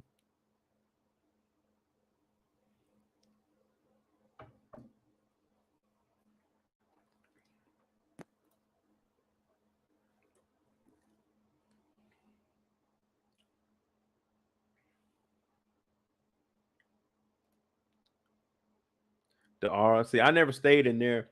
What I used to do when we would come from overseas, since I was flying from Germany and I'd be losing the day on the way back, I would fly into Vegas on a Wednesday. And Wednesday, if you go on like Vegas.com, all the hotels, they super cheap during the week. Like Monday through Thursday, cheap as hell. So we would stay at like the Holiday Inn or something. You can get you a huge ass suite for like fucking $50. Stay there Wednesday night, then go to the Venetian Thursday and Friday, Saturday, Sunday to Monday. Hey man, you just gotta milk the system, man. You can't be too bougie. You gotta be, hey, you gotta save some money somehow. So I went to the pool party at Aria. Hey, best place is Vegas is Fat Tuesday. And that in the Venetian, they had a Fat Tuesdays in the Venetian. So we didn't have to walk on the strip. But you know, you always, when you in Vegas, you always hitting the strip. You know what I'm saying? No matter what you do, it's like, hey, what you about to do? I'm gonna hit the strip, go do something. You just on the strip because anything can happen out there. Like Vegas is cool. Vegas is cool. I ain't gonna lie to you. I've been 5 or 6 times. But we would always go on Memorial Weekend. Because that was one time we all got off in the military. We could all just link up. But oh yeah, Shakar, once the weekend hits, once you check into the hotel like on Friday, a room that may have been like, you could get a room, like a higher end room for like $100 a night. But shit, you can get rooms for like $49, $39. And they straight, I mean, you're going to have to pay the, what is it? The resort fee. So it's going, like if it's $30, it's going to be like $75, $80 for shit. If you were to spend like $150, man, you can get you a nice ass room. But then on the weekend, that room about to be $600, $700. And then if you start going into Aria and shit, you're gonna be paying like $1,200 for 2 nights. Like, man.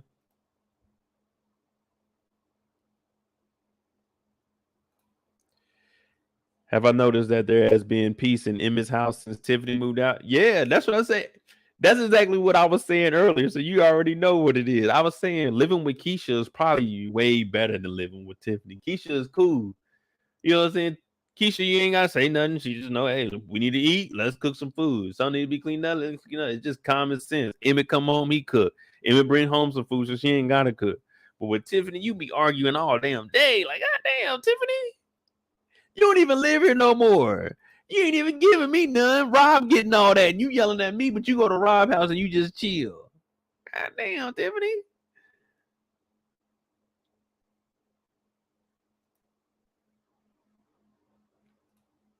Yeah, Tracy, they be hitting us over the head. I know the first time I went out to Vegas was 2000. I got to Germany in 2012. 2013 was my first year going. And it was like the resort fees back then was like $20, $30. I went in 2019, it was like $72. Like, damn, how y'all charging this much? Resort fees. Nigga, what resort are we on? We on some land that was built on top of sand, nigga. This is a desert. What do you mean resort fees? Ain't no beach out here, nigga. Ain't no resort. The middle of the damn desert. Y'all talking about resort fees.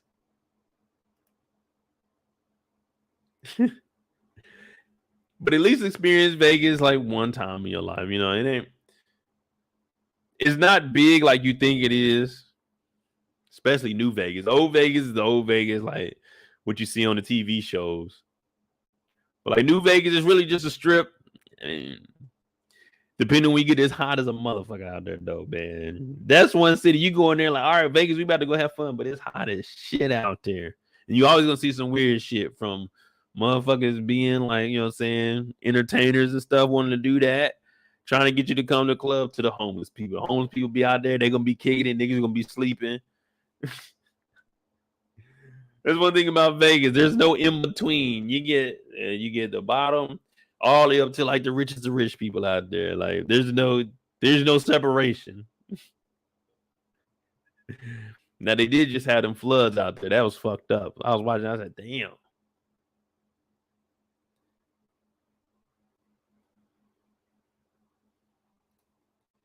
Yeah, old Vegas. Yeah, you can do the zip lining. I want to actually go out there and record.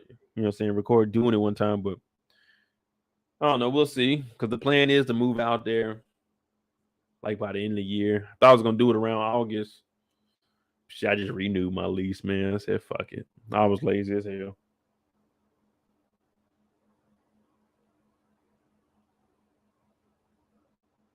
Hey, Neek. Don't y'all listen to her sitting next to the foreign man at the table. No, just go sit at a slot machine and get you some free drink. That's it. You don't need to sit there. So you don't need that old man money. That old man money is for him to potentially, you know what I'm saying, change his family's life around. Don't be taking him old man money. Leave them old men alone, man. That's messed up.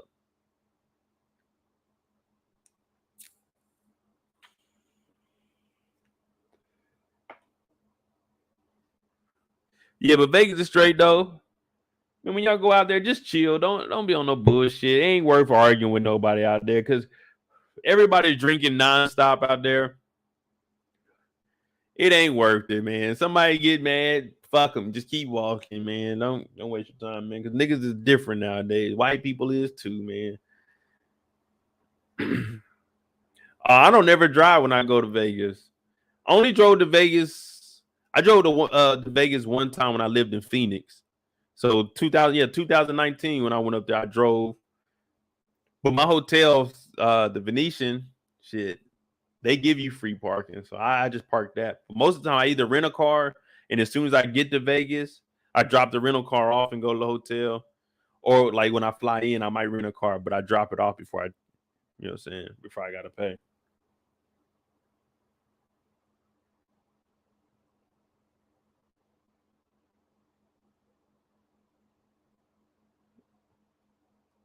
Ellis said it's too hot to argue out there. Hell yeah, it is. You got there like, hey, bro, I ain't got no problem, man. You just gotta, you know what I'm saying, be on your P's and Q's. Don't let nobody trick you out of your, you know what I'm saying, out of your spot, man. But let me see if I got a prediction of what I can expect tomorrow, man. Things seem to be going quite well for you in many respects, Leo. Your thinking is clear. Okay. Your emotions are under control. Okay. And the puzzle pieces are fitting into place. This is your time to take advantage of these pockets of good fortune and turn them into something huge. You have the power to make anything happen, especially now. Now, I can rock with this. I can rock with this one, Leo horoscope guy. Yeah. Things seem to be going quite well in many respects, Leo. All right, hey, I'm gonna let y'all know because guess what? Come on tomorrow, P Valley, and if P Valley is good to me, then I'm gonna be good to y'all, and we're gonna get some good content. And Sunday we're gonna turn up for real on that P Valley grill in, diamonds in, everything. You know, we might even get fly. I ain't gonna lie to you. It might not be just a t-shirt night for P Valley. So this is looking pretty good. Take advantage of these pockets of good fortune and turn them into something huge. That's what we're gonna do. We about to turn the pink up on Sunday. Yeah, we back in the pink. I don't know if y'all seen the trailer, but we back in the pink on Sunday. It's the grand re opening. 7 E's. Yeah. We back in the pink this weekend. So it should be a good one. Should be a good one. I do got another exclusive clip. Y'all probably seen it by now, but I'm gonna still put my reaction on it. And I'm still gonna talk and tell y'all what I think. Because we gotta make some predictions that we can fall back on. Or, you know what I'm saying, some things that we wrong on so y'all can call me out like, Mo, you was fucking up. You said this and this is what happened. I'm like, damn, y'all right, y'all got me. You gotta keep me humbled. Gotta keep me humble. So I know y'all gonna be on it. But we back in the pink on Sunday night, 9 p.m. Eastern for the live after show discussion of P Valley. That'll be episode 9. Yeah, so we only got 2 episodes left for that. And then that same night, we will have Raising Canaan season 2, episode 1. I will be going live on that Sunday night. And then Monday, we'll do the P Valley finale.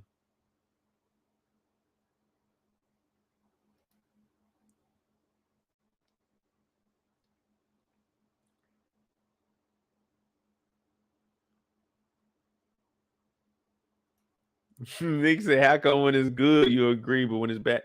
No, I just seen that, but I'm just being real. You know I'm not gonna lie to you. If I tell you that's what I did today, that's what I did today. Like, I'm not gonna bullshit you. I'm just saying it could be some tough forces questioning your most cherished dreams. The only person I talked to today outside of my brother was the barber. I mean, I talked to a couple of my boys in my group chats, but I ain't talked to nobody but the barber. And he wasn't questioning my most cherished dream because I was telling him about my trip. You know what I'm saying? Because I ain't got a haircut in 3 weeks. It's been 4 weeks. I ain't had a haircut in 4 weeks, so he's asking about the trip. You know what I'm saying? No one confronted me about anything today. Shit. Ain't nobody see me but the barber.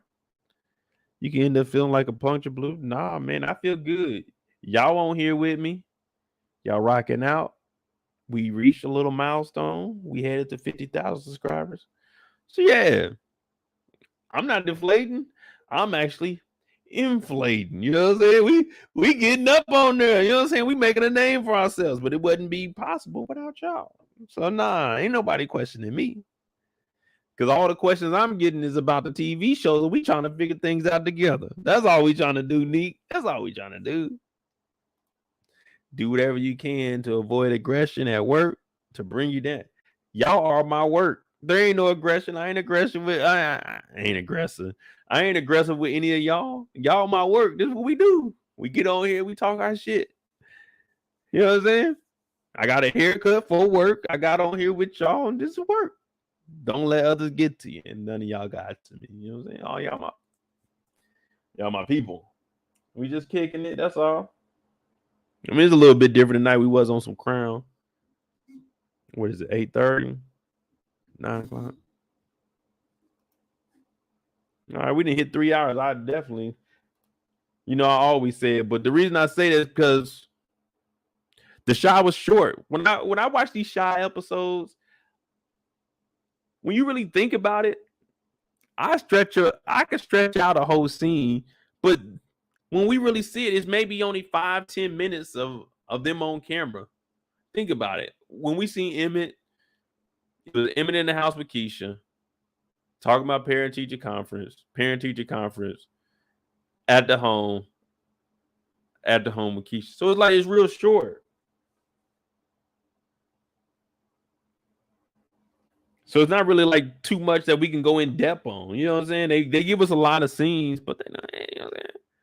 Let us build. Give us some time. Instead of giving us 7 scenes of Emmett, Kiesha, and Tiff, give us like 4, but give us some time on it. Give us a good little storyline. That's all we asking. I respect them though, because I like this episode. I like the way it was written. They did a good job with that.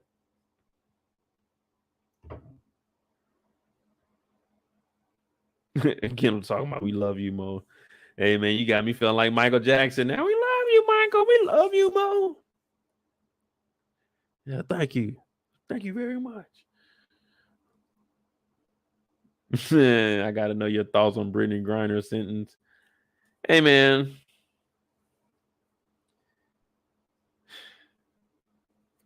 When you go to another country, the law is the law, man. I mean, she's played in Russia before, so they told her that you can't have THC over here. So I mean, if you get locked, like I said, I got locked up in Amsterdam, so I understand being locked up overseas. Like, damn. But at the same time, it's like, I fucked up. You fucked up. And then, I mean, it sounds bad, but I mean, you fucked up. First, you told them that you didn't know you had it on you. You must have accidentally packed it. Then you told them niggas you had a doctor's note about it. It's like, man. And you over there lying about it. So you knew that you was wrong. So you came up with a doctor's note, even though you knew it. Like, I mean, 9 years. Does it seem like a long sentence? Yeah, but that's their country. That's their country. You know, the teacher that's been over there for the same charge, he got 14 years. He got 14 years, but no one's making an outrage about that. That nigga been over there longer too. But I mean, they knew that they weren't supposed to have that. If he's a teacher, they tell you whenever you start a new job, they tell you when you apply for a job, they tell you, is it gonna be drug testing, or if it ain't gonna be drug testing. So that determines a lot. Like, am I gonna go work there? Can I do drug? Come on, man. You knew you weren't supposed to have that shit over there. 5 years is crazy. I mean, shit. But it's they law. We making a big deal about 9 years for that. Niggas is over here doing life sentences for fucking pound. You see what I'm saying? So it's a huge contradiction. It ain't even legal here federally.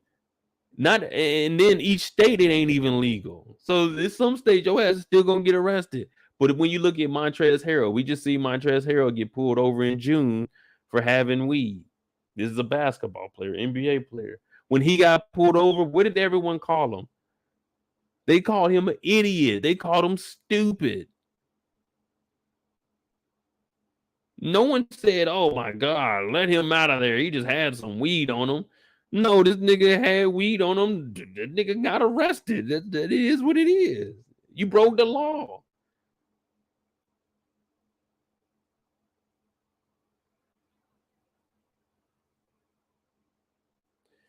Shakara said, but their citizens only locked up a few days for the same crime. Well, what people aren't getting is a possession charge in Russia is up to 3 years. That's a possession charge. Up to 3 years. So you could get the max of 3 years. Then you got the smuggling charge on top of it. Smuggling is bringing it into the country. A possession charge is only having it in the country. That's why that's less. But the smuggling charges was the bigger charge. And she pled guilty to it. So that means they were going to give her more years for smuggling drugs into a communist country. Like, I mean, it sucks, but I mean, you broke the law. I mean, 9 years is excessive, but you broke the law. If an immigrant comes over here right now, and they get arrested for having weed on them, you know what America does? They send their ass to jail for 5 to 10 years, whatever they want to give them, and then they deport them. You see what I'm saying? So why? I mean, Russia's doing the same thing. If an illegal immigrant comes over here and gets arrested, they don't get deported. They go to jail and then they get deported. So, I mean, we'd be contradicting ourselves if we did that. If we expected Russia to do it, we don't even do it.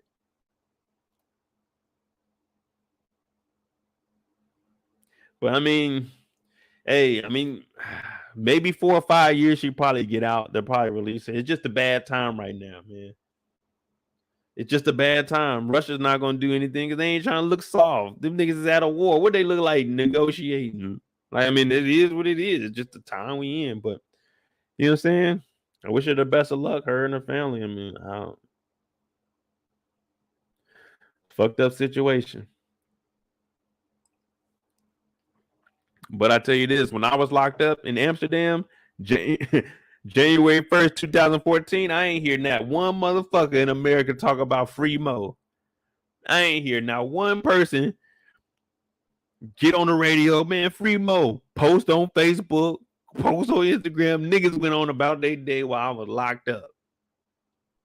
I tell you that. Wasn't nobody yelling free Mo. And I was locked up in Amsterdam. I was in the military. Man, I was fucking up. But shit, wasn't nobody yelling free Mo. I got about that motherfucker. Big flex. But also marijuana is legal up there. You know what I'm saying? Marijuana in the Netherlands is legal. So I was up there. I wasn't worried about weed. Well, maybe in the military I might have gotten, you know, may have gotten in trouble, may have not, who knows. But I knew the laws. I just got arrested for some other shit.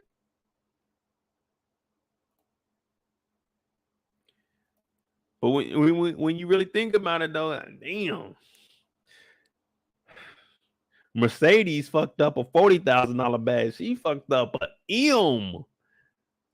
Fuck all that. She fucked up a M on some cartridges. Everybody talking about, oh man, she got 9 years for a vape pen. Let me tell you something. She didn't get 9 years for a vape pen. This is a vape pen. This is the vape pen. You're not getting 9 years for a vape pen. That's not what she got, y'all. Stop saying it was a vape pen.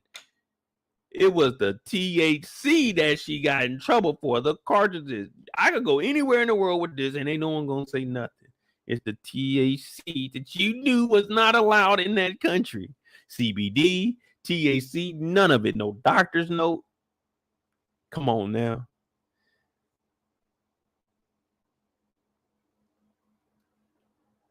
Come on now.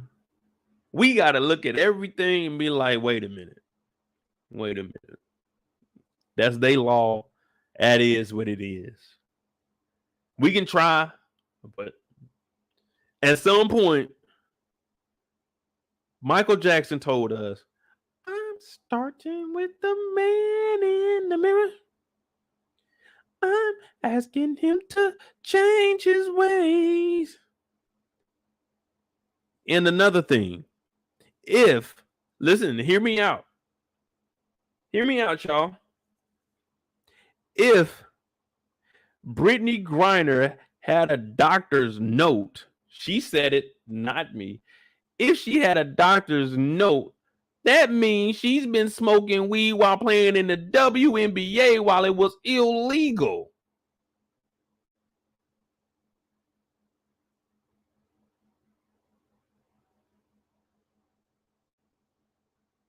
You see, when you start fucking up, you start telling on yourself. How long you had that doctor's note? Yeah. So you've been smoking while you was in the WNBA, but you ain't let nobody know that you had a doctor's note and you was smoking weed. So what you been doing at your now you telling on yourself. Now you about to expose everybody. God damn, oh man.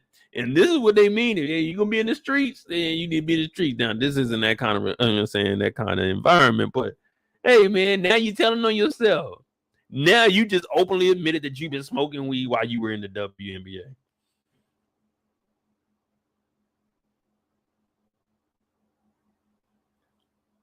The WNBA love you so much when you come back. If they were to be able to get her out early, they would suspend her ass for smoking marijuana while she was a WNBA player. That's how much they love you.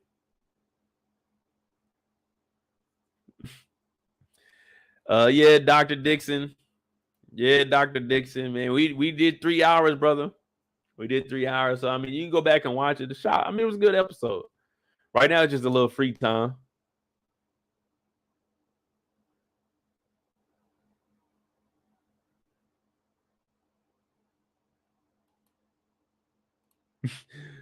She said the doctor should have spoke up for her. If I'm the doctor, I'm not. Hey, y'all want me to? Are y'all gonna do? Y'all want me to come to Russia to speak up for? Or y'all want me to get on the camera and speak for? I can do on the camera and speak for. I'm not coming to Russia, nigga.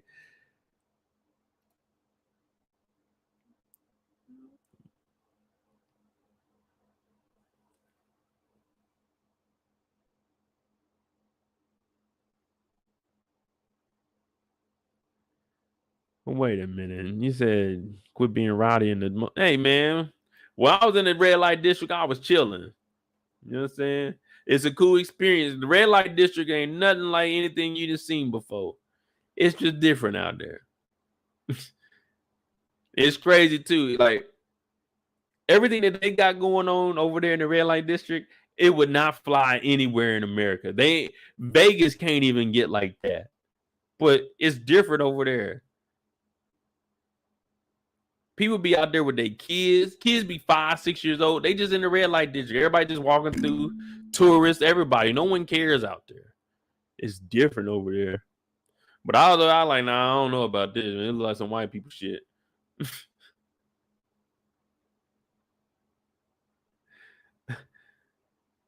Going to little bars and stuff. Like, cool experience, but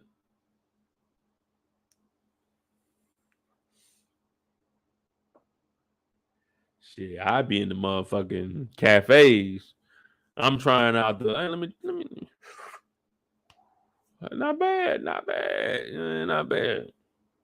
But Amsterdam is cool. I think I've been there 3 times.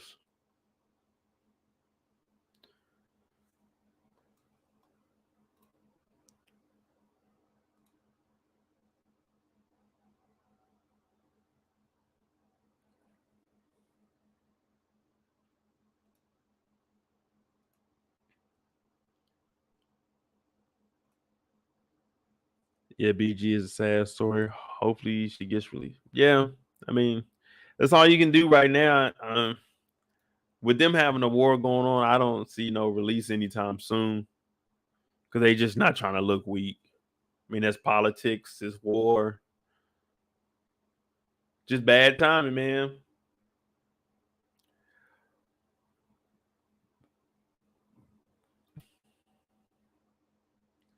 Mo, you have to do an update on Marilyn Mosby. Some new details came out last week, if I remember correctly.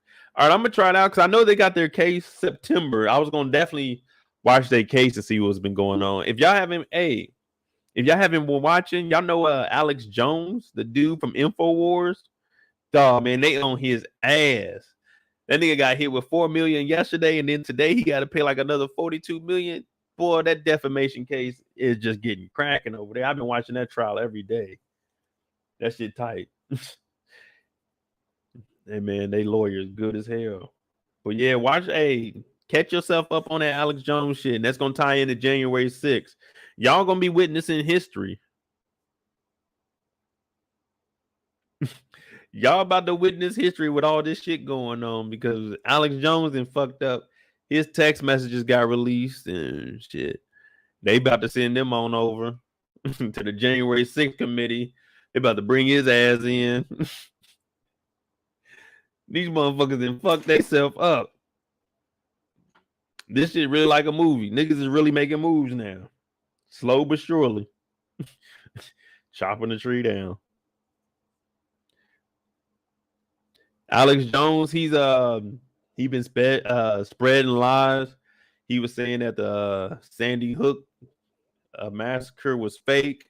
So now one family sued him for like 150 million, but they won 4 million yesterday, and then today on punitive damages, they got like 42 million. And then there's 3 other families suing them too. They on that nigga's ass. It's a white boy too, man. He been fucking with Trump and them.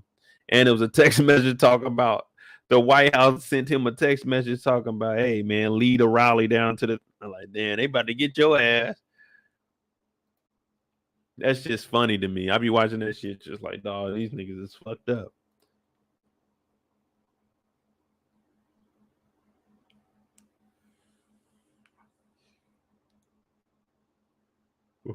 But yeah, if y'all don't see an updated video from me, that's what I'm watching. I'm legit just watching the trial. I be on Law and Crime, just be watching it. That shit, I don't know, man. It's interesting to me. But I just couldn't see myself being a lawyer. I mean, I could be a lawyer, but I might be too good. I'm calling all kinds of niggas out. They ain't gonna want me up there. Like, damn, Mo. I'm like, look, I'm just here to do a job. And my job is to get my client off with this charge, this illicit charge. Right now, what they are doing is framing an innocent man for some nonsense that he would never be involved in. Typically, he's at the golf course. Now you guys are trying to slander his name with this defamation case about him saying that he was actually there putting his hands in the dirt and getting dirty. But I'd be damned, Your Honor. I'd be damned if my client was getting his hands dirty. Look at him. That's $1,000 suit my client got on, Your Honor. He ain't did nothing to nobody. He ain't hurt nobody. Man, I'd be a hell of a lawyer. Niggas would be calling me. I'd be in all the rap videos, getting all my young niggas off. Hey, man, I just got this case. All right, what it is? They said assault and battery. All right, I'm going to get you off that motherfucker. Okay, cool. Let's get it.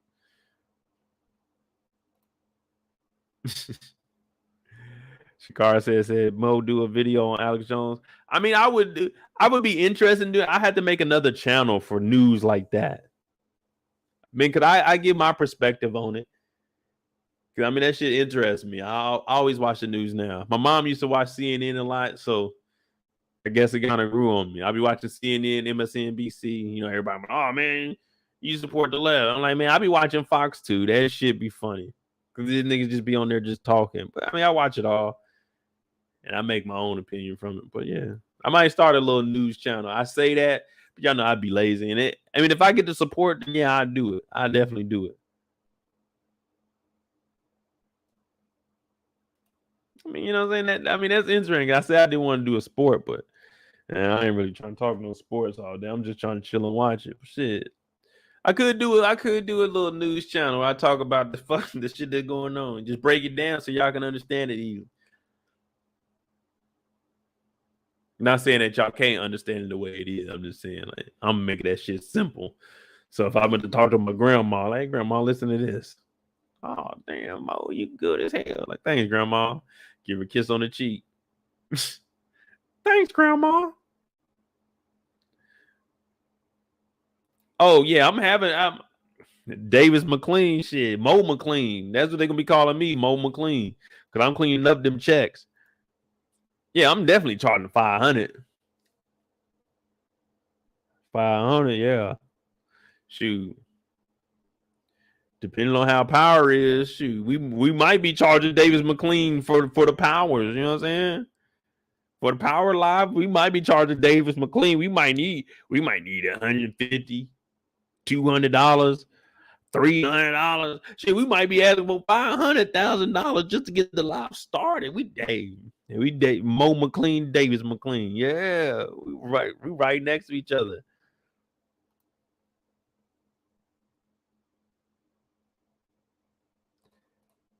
Yeah, Nick, they did just finish recording. So I mean, I got them coming out in December. I had a couple of people say either in January or probably like November. I prefer them to, for ratings wise, they're gonna probably drop it in January. I would say that would probably be the best. So they can say the first opening, the best opening week in 2023 was Power. I mean, they can do some shit like that. You know, you always hear people like they drop some shit on like like a Wednesday. So they go number one real quick. So by Thursday or whatever the date it is, it's like, oh, they was number one. But you was only number one for like a day or two. But niggas be rocking with that because it's always gonna be the number one song, and you know what I'm saying.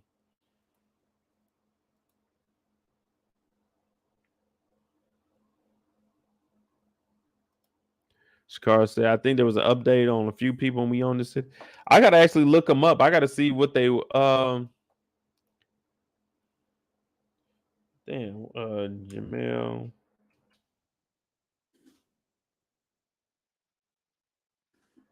May 3rd.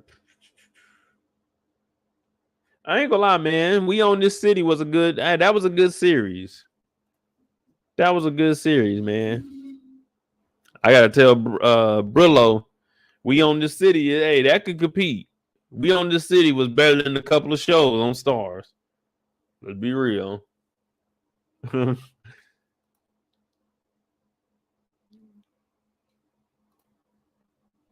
I don't see nothing on Jamel.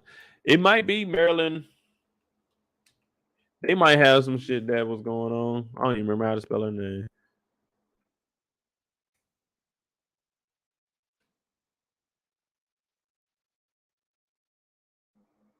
3 days ago, 2 days ago. Baltimore State's attorney, Marilyn Mosby, and the feds filed dueling documents, perjury. No, Fox, we ain't allowing no goddamn.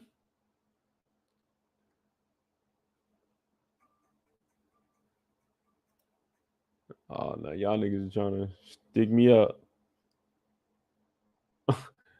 If y'all don't know about Marilyn Mosby and her husband, man, they some crooks. just to sum it up, they some crooks out there in Baltimore. Now, the only reason we found out, like a lot of people wouldn't have known who she was unless you actually lived out there, or it could just be me. I didn't hear anything about this, but luckily, we own this city brought us up on Marilyn Mosby. And it wasn't even Marilyn Mosby that we actually got brought up on, because it was actually talking about, you know what I'm saying? Look, we ain't doing our job out here. The district attorney started being crooked, so they went to the state attorney, and we found out Marilyn Mosby was out here. August 2nd, 2022. Baltimore teen facing life in prison after first-degree murder charge and traffic suit. So they allowing her to do jobs. A 15-year-old Baltimore boy was charged with first-degree murder and faces potential life in prison for the alleged shooting of Timothy Reynolds during a traffic incident last month. Baltimore State's attorney Marilyn Mosby announced the first-degree murder in late July, and a grand jury indicted the boy on Tuesday. Wait, I'm trying to see what's on. I ain't know nothing about this, but they got Marilyn Mosby doing something. We trying to find information on her case. We don't want to hear her doing the right thing now. We expected you to do the right thing when we put you into that position. We don't want you to be trying to do the right thing now when your ass is under investigation. It's too late to be doing the right thing. You should have been doing this from the beginning. We put your ass in this situation. Now, if you didn't, I forgot to tell y'all what she was, fucking up with. Well, she basically got she got a loan during the PPP area. I mean, not area, but era. But she got a loan back then. She took out her 401k or her IRA, one of them. She took out money from that. They went and bought houses down in Florida. While they was in Baltimore telling the government that they need assistance to continue to live because of the pandemic slowing everything down. These niggas went to go spend money on, I think, $2 million worth of houses in Florida. That money might be off, but it's around that area. It's a large amount that they didn't have. She took out her 401k. She was on the phone. The fucking bank was recording the conversation. She took out all her money. And if you're not 65 years old, you can't touch your 401k without taxes. So all the money she got, she was never taxed on. But her ass was on the phone recording. So that's why they after her. Now her husband, that nigga was crooked too. This nigga, he's in cover-ups of people paying him large amounts of money. Now you talking about, I just did this. They own both of them. But these two got all this education and did all this shit to be crooked, man. I don't understand. Why do we do this?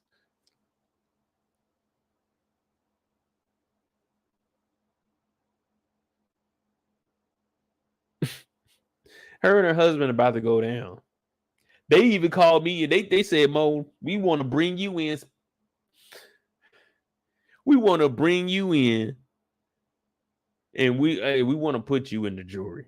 We want you to just listen to this. I said, you can't do that. It's gotta be anonymous people. They said, well, all right, well, look.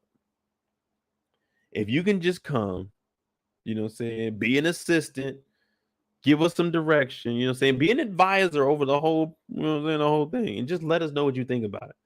I'm like, I can't do that, man. They want me up there, but I'm listening to this story. I'm like, y'all going to jail.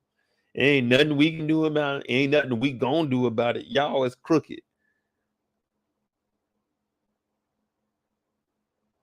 And it's crazy. Like, niggas have started just lying. And when I say niggas, I don't just mean us black folk. I mean everybody. White. Everybody. Asian. When I say niggas, I'm referring to everybody. So, listen. They got your ass on a phone recording. We heard you say you need to take out this amount of money, nigga.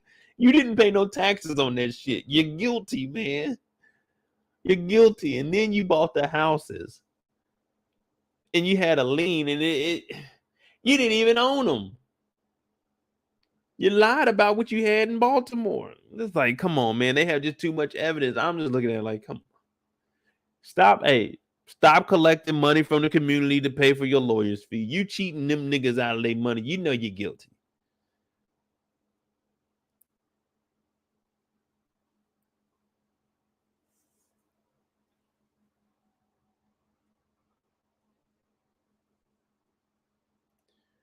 Not Shakara. They were saying that she didn't pay her taxes on it too. Because she was demanding to take out some money.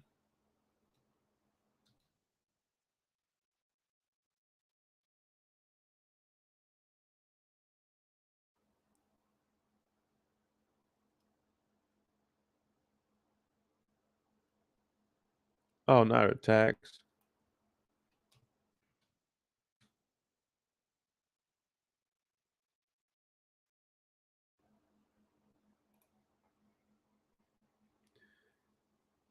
Oh yeah, they did. That's what I was saying. I couldn't remember what it was, but they had claimed, the hardship, so they were able to take out all that money, and they were lying, and they went and bought houses in Florida. Like niggas wasn't gonna know. Hey, they just took out a large lump of money, So now, not only did you just take out that money from a bank in Baltimore, but when it pings down there in Florida that you did that, now the banks and all the agencies down there like, wait, where's $2 million moved for? This ain't regular. Man, these motherfuckers are just lying.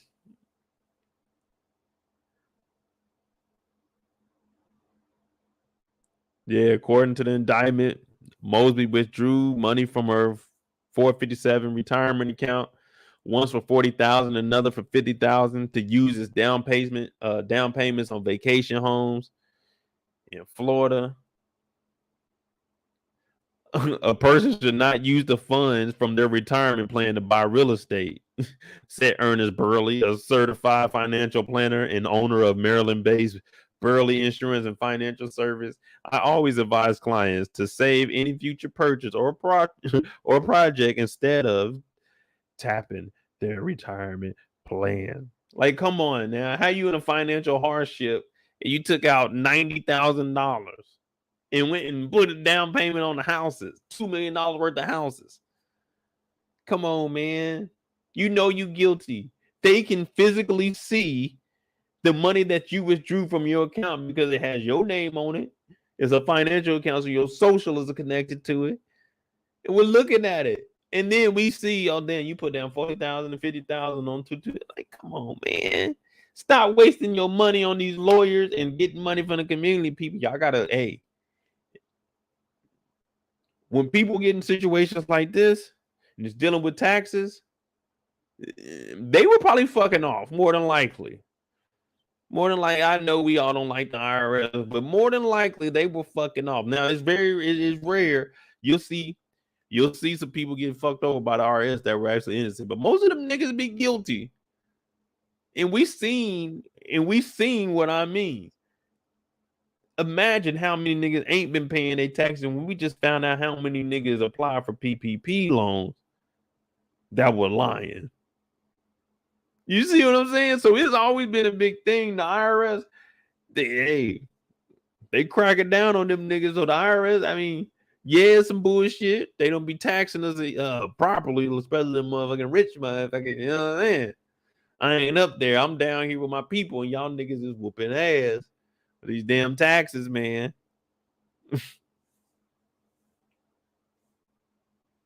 It is what it is, man. They gonna tax what they tax. I just gotta make sure I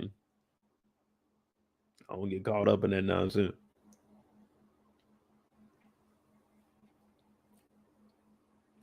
Marilyn Mosby and them, they got court in September. If I was a judge, I'd probably give them 7 years.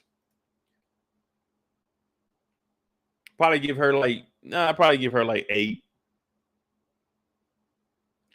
9 years for her. Probably give him like 5 because all he is accepting money. I don't know too much in depth, but for her to be the state attorney doing all this crooked shit, ain't no telling what she was doing on cases while she was in the office. So that's what you gotta really look at for her. He was just like a councilman. She was the state attorney. Come on. She thinks she Angela Valdez.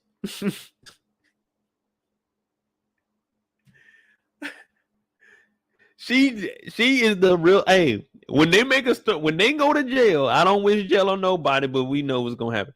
When they go to jail, they should make a movie after her. That'd be an interesting movie. But everybody gonna hate though, because it would be an interesting movie. It's no different than any movie that we watch that's made up. It's this shit just real life.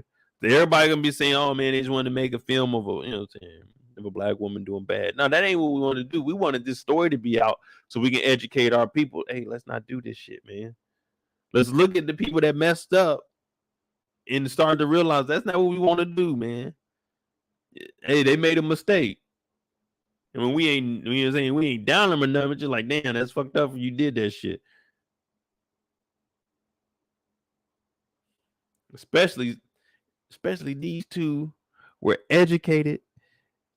They earned their position. They blew it all. Think about it. $90,000 $2 million houses, and the only reason you started getting caught is because you didn't own your shit back in Baltimore. Yeah, you lied on a loan application. You know that's wire fraud, right? You're a state attorney. You should know that that's wire fraud.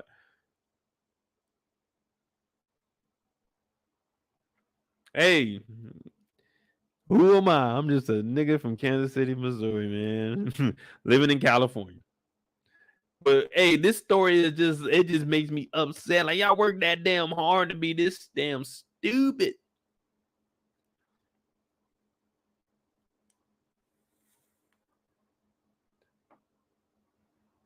Postal card, they gonna give her time. Oh, yes, sir. Play for keep. We got that. What is it? August 24th, is it? Yeah, we doing that because I think it's a 6-part. It's either a 6 or 8-part series. I'm gonna do the Mike Tyson.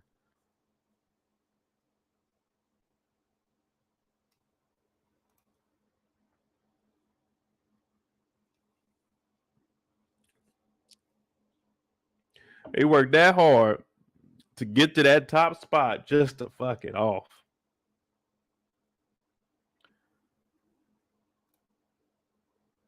That's the part I don't like. 2 black people who lost it, all being greedy and stupid. Yeah, if they were gonna do any of this,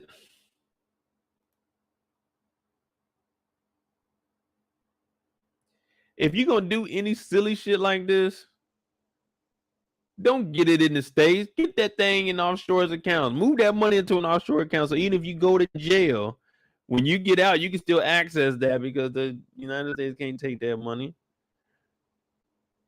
If you gonna do some silly shit like this, but yeah, like, come on, man. Essentially, this was all over $90,000. They're gonna get some time for this. They're gonna make an example. Yeah, it might be less than 5 years. It might be like 3. That's what I'm saying. If I was a judge, I'd give him some time. Like, come on, man. I'd expect much. Like, the reason I'd give them more is because she's a state attorney. You gotta. If she's the state attorney, you gotta give her the maximum sentence that you can by the guidelines. You are the state attorney. You are the one that should be upholding all of these rules and laws. Come on, man. Think about it. Your job is to make sure that all of these laws are abided by. You're supposed to be down the book. Like, you know what I'm saying? You're supposed to do whatever you can as long as it's within the laws. Man, come on now. They both knew better. These are 2 well-educated. They ain't no pretend like me educated. They like real educated. They ain't Google go learn from me. You know what I'm saying? Educated. They like really educated. Like, if I don't know shit, Google learn this for me.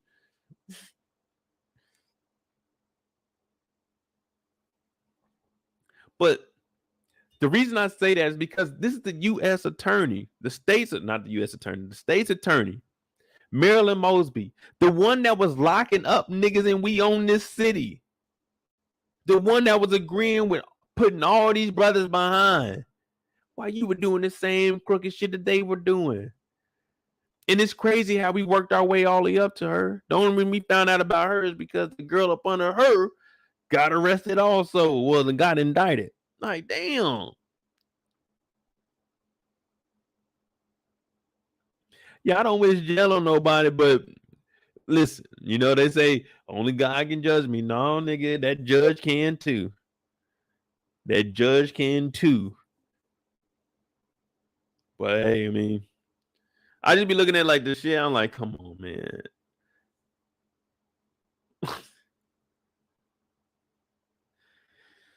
Well, I wish them the best of luck, but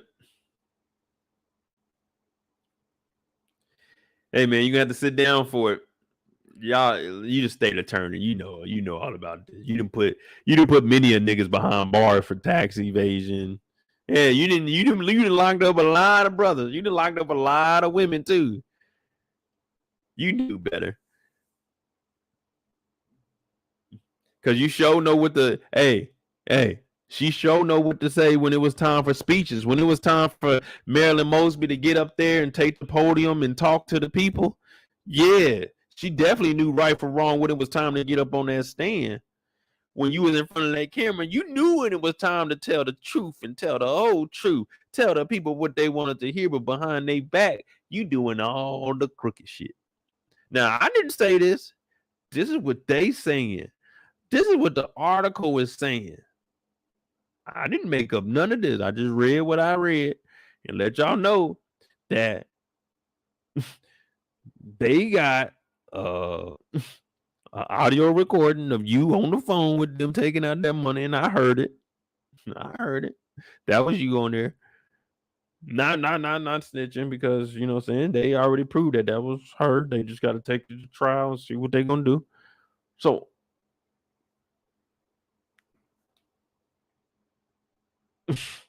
come on, man. This is how you know they were in desperate times. She called the bank and didn't even think that they was gonna record it. This phone conversation is recording for our records and for training purposes. Hey, I don't consent to that. The bank don't care. The bank don't care. You call them niggas, they recording everything. This is federal.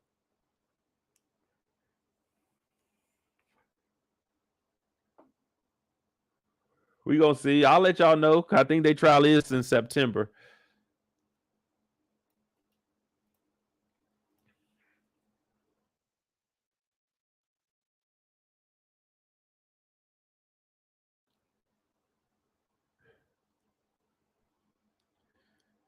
Yeah, everything recorded nowadays. And I mean,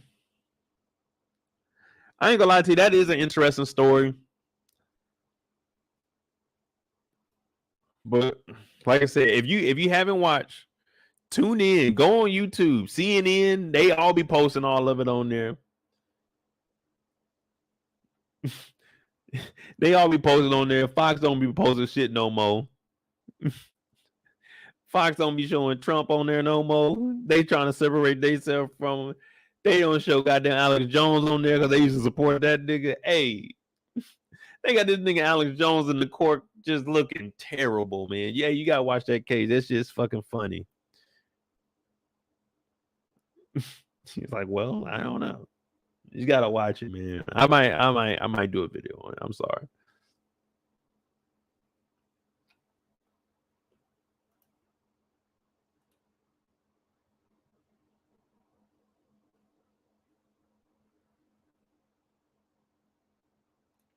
Oh man. Yeah, so that's pretty much it. So we about to roll up on 4 hours. I don't know, man. What time is it? Let me see. Damn, it's 9:40. Yep. I guess we missed out on Top Golf. I thought I was gonna go that thing like 9 o'clock and do a little celebration. Shit, not now. I ain't gonna lie to you. I'm just got to holler at my boy, but hey, man, I got y'all next time. Man, just reserve me the same spot.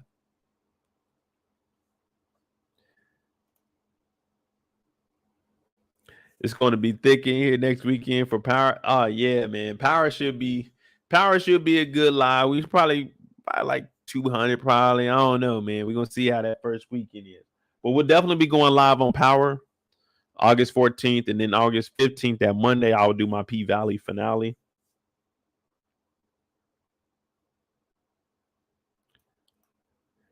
It might show up on American Greed eventually. Hey, that's what I want to see it on American Greed. Matter of fact, either American Greed will do a good job with it, or believe it or not, Netflix, when they put together little documentaries like that, or they do like a little documentary, or they doing interviews. Hey, Netflix does a hell of a job with that. I'm not gonna lie to you. Netflix is starting to fall off in other areas, but when it comes to putting together documentaries of things that like recently happened within a year, Netflix is top tier with that.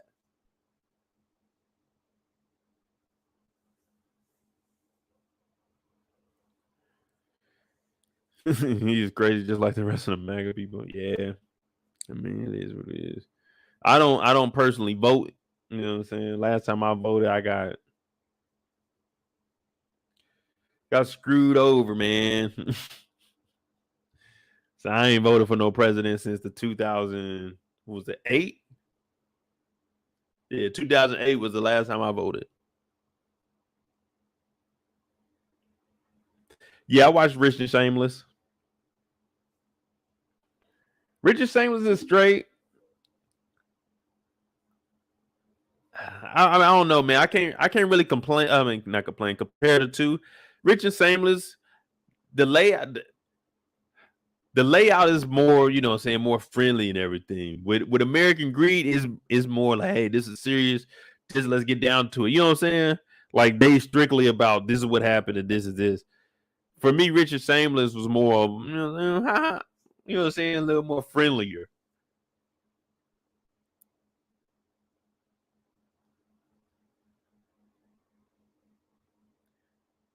Shit, I mean, either way, I like hearing all that stuff, man. Even if I ain't never gonna do anything with it in life, I'll listen to it. I've been watching. I'm finished tonight.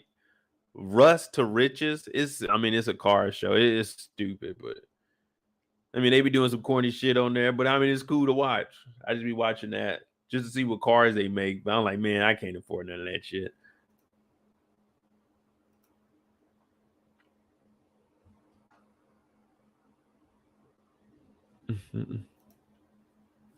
But I'm about to go ahead and get on out of here. About 9:40. So shit, we had a good little evening tonight, man. Like I said, Sunday will be P Valley. I should have the recap up Sunday morning. Yeah, Sunday morning we should have the recap up. I'll probably do an exclusive clip. I might break the one down between Uncle Clifford and Mercedes. I'll probably do that tomorrow. Do my last thoughts on what I think is going to happen in the episode. Like I say, Sunday night, 9 p.m. We got this. Monday, I think I'll be on Brillo's channel. And then Wednesdays, we're on the Trap Queens channel. So, you know what I'm saying? Thank you all for helping me reach one of my milestones, 25,000 subscribers. Took 4 years. But, hey, you know what I'm saying? I ain't going to lie. It feels good. It feels good. But, you know, I'm never going to get a big head, man. I'm always going to be cool with y'all, especially, you know what I'm saying? The ones that be in here faithfully. You know what I'm saying? Y'all the family, y'all the Moeds. So, you know what I'm saying? Thank y'all for that. Thank you for rocking with me. So I'm gonna probably start taking YouTube a little more serious. We might get back into 4 lives a week. You know what I'm saying? So we'll see how things play out, but I definitely appreciate all of y'all. You know what I'm saying? I'm very, very grateful. Y'all keep me humble. Stay on my ass. Like, hey, Mo, nah, you tripping. Don't let me get carried away. Thank y'all for watching. If you're new to the channel, hit the subscribe button. Definitely hit that like button from when you leave. Cash App is at the bottom of the screen and MoedotJ. Don't matter what you're seeing. Something better than nothing, right? Thank y'all for watching. This was a Shy episode 7 live after show and a little bit of free time. Thank y'all for watching. 50,000 is the next goal. Hey, have a good evening and be safe this weekend. I'm out.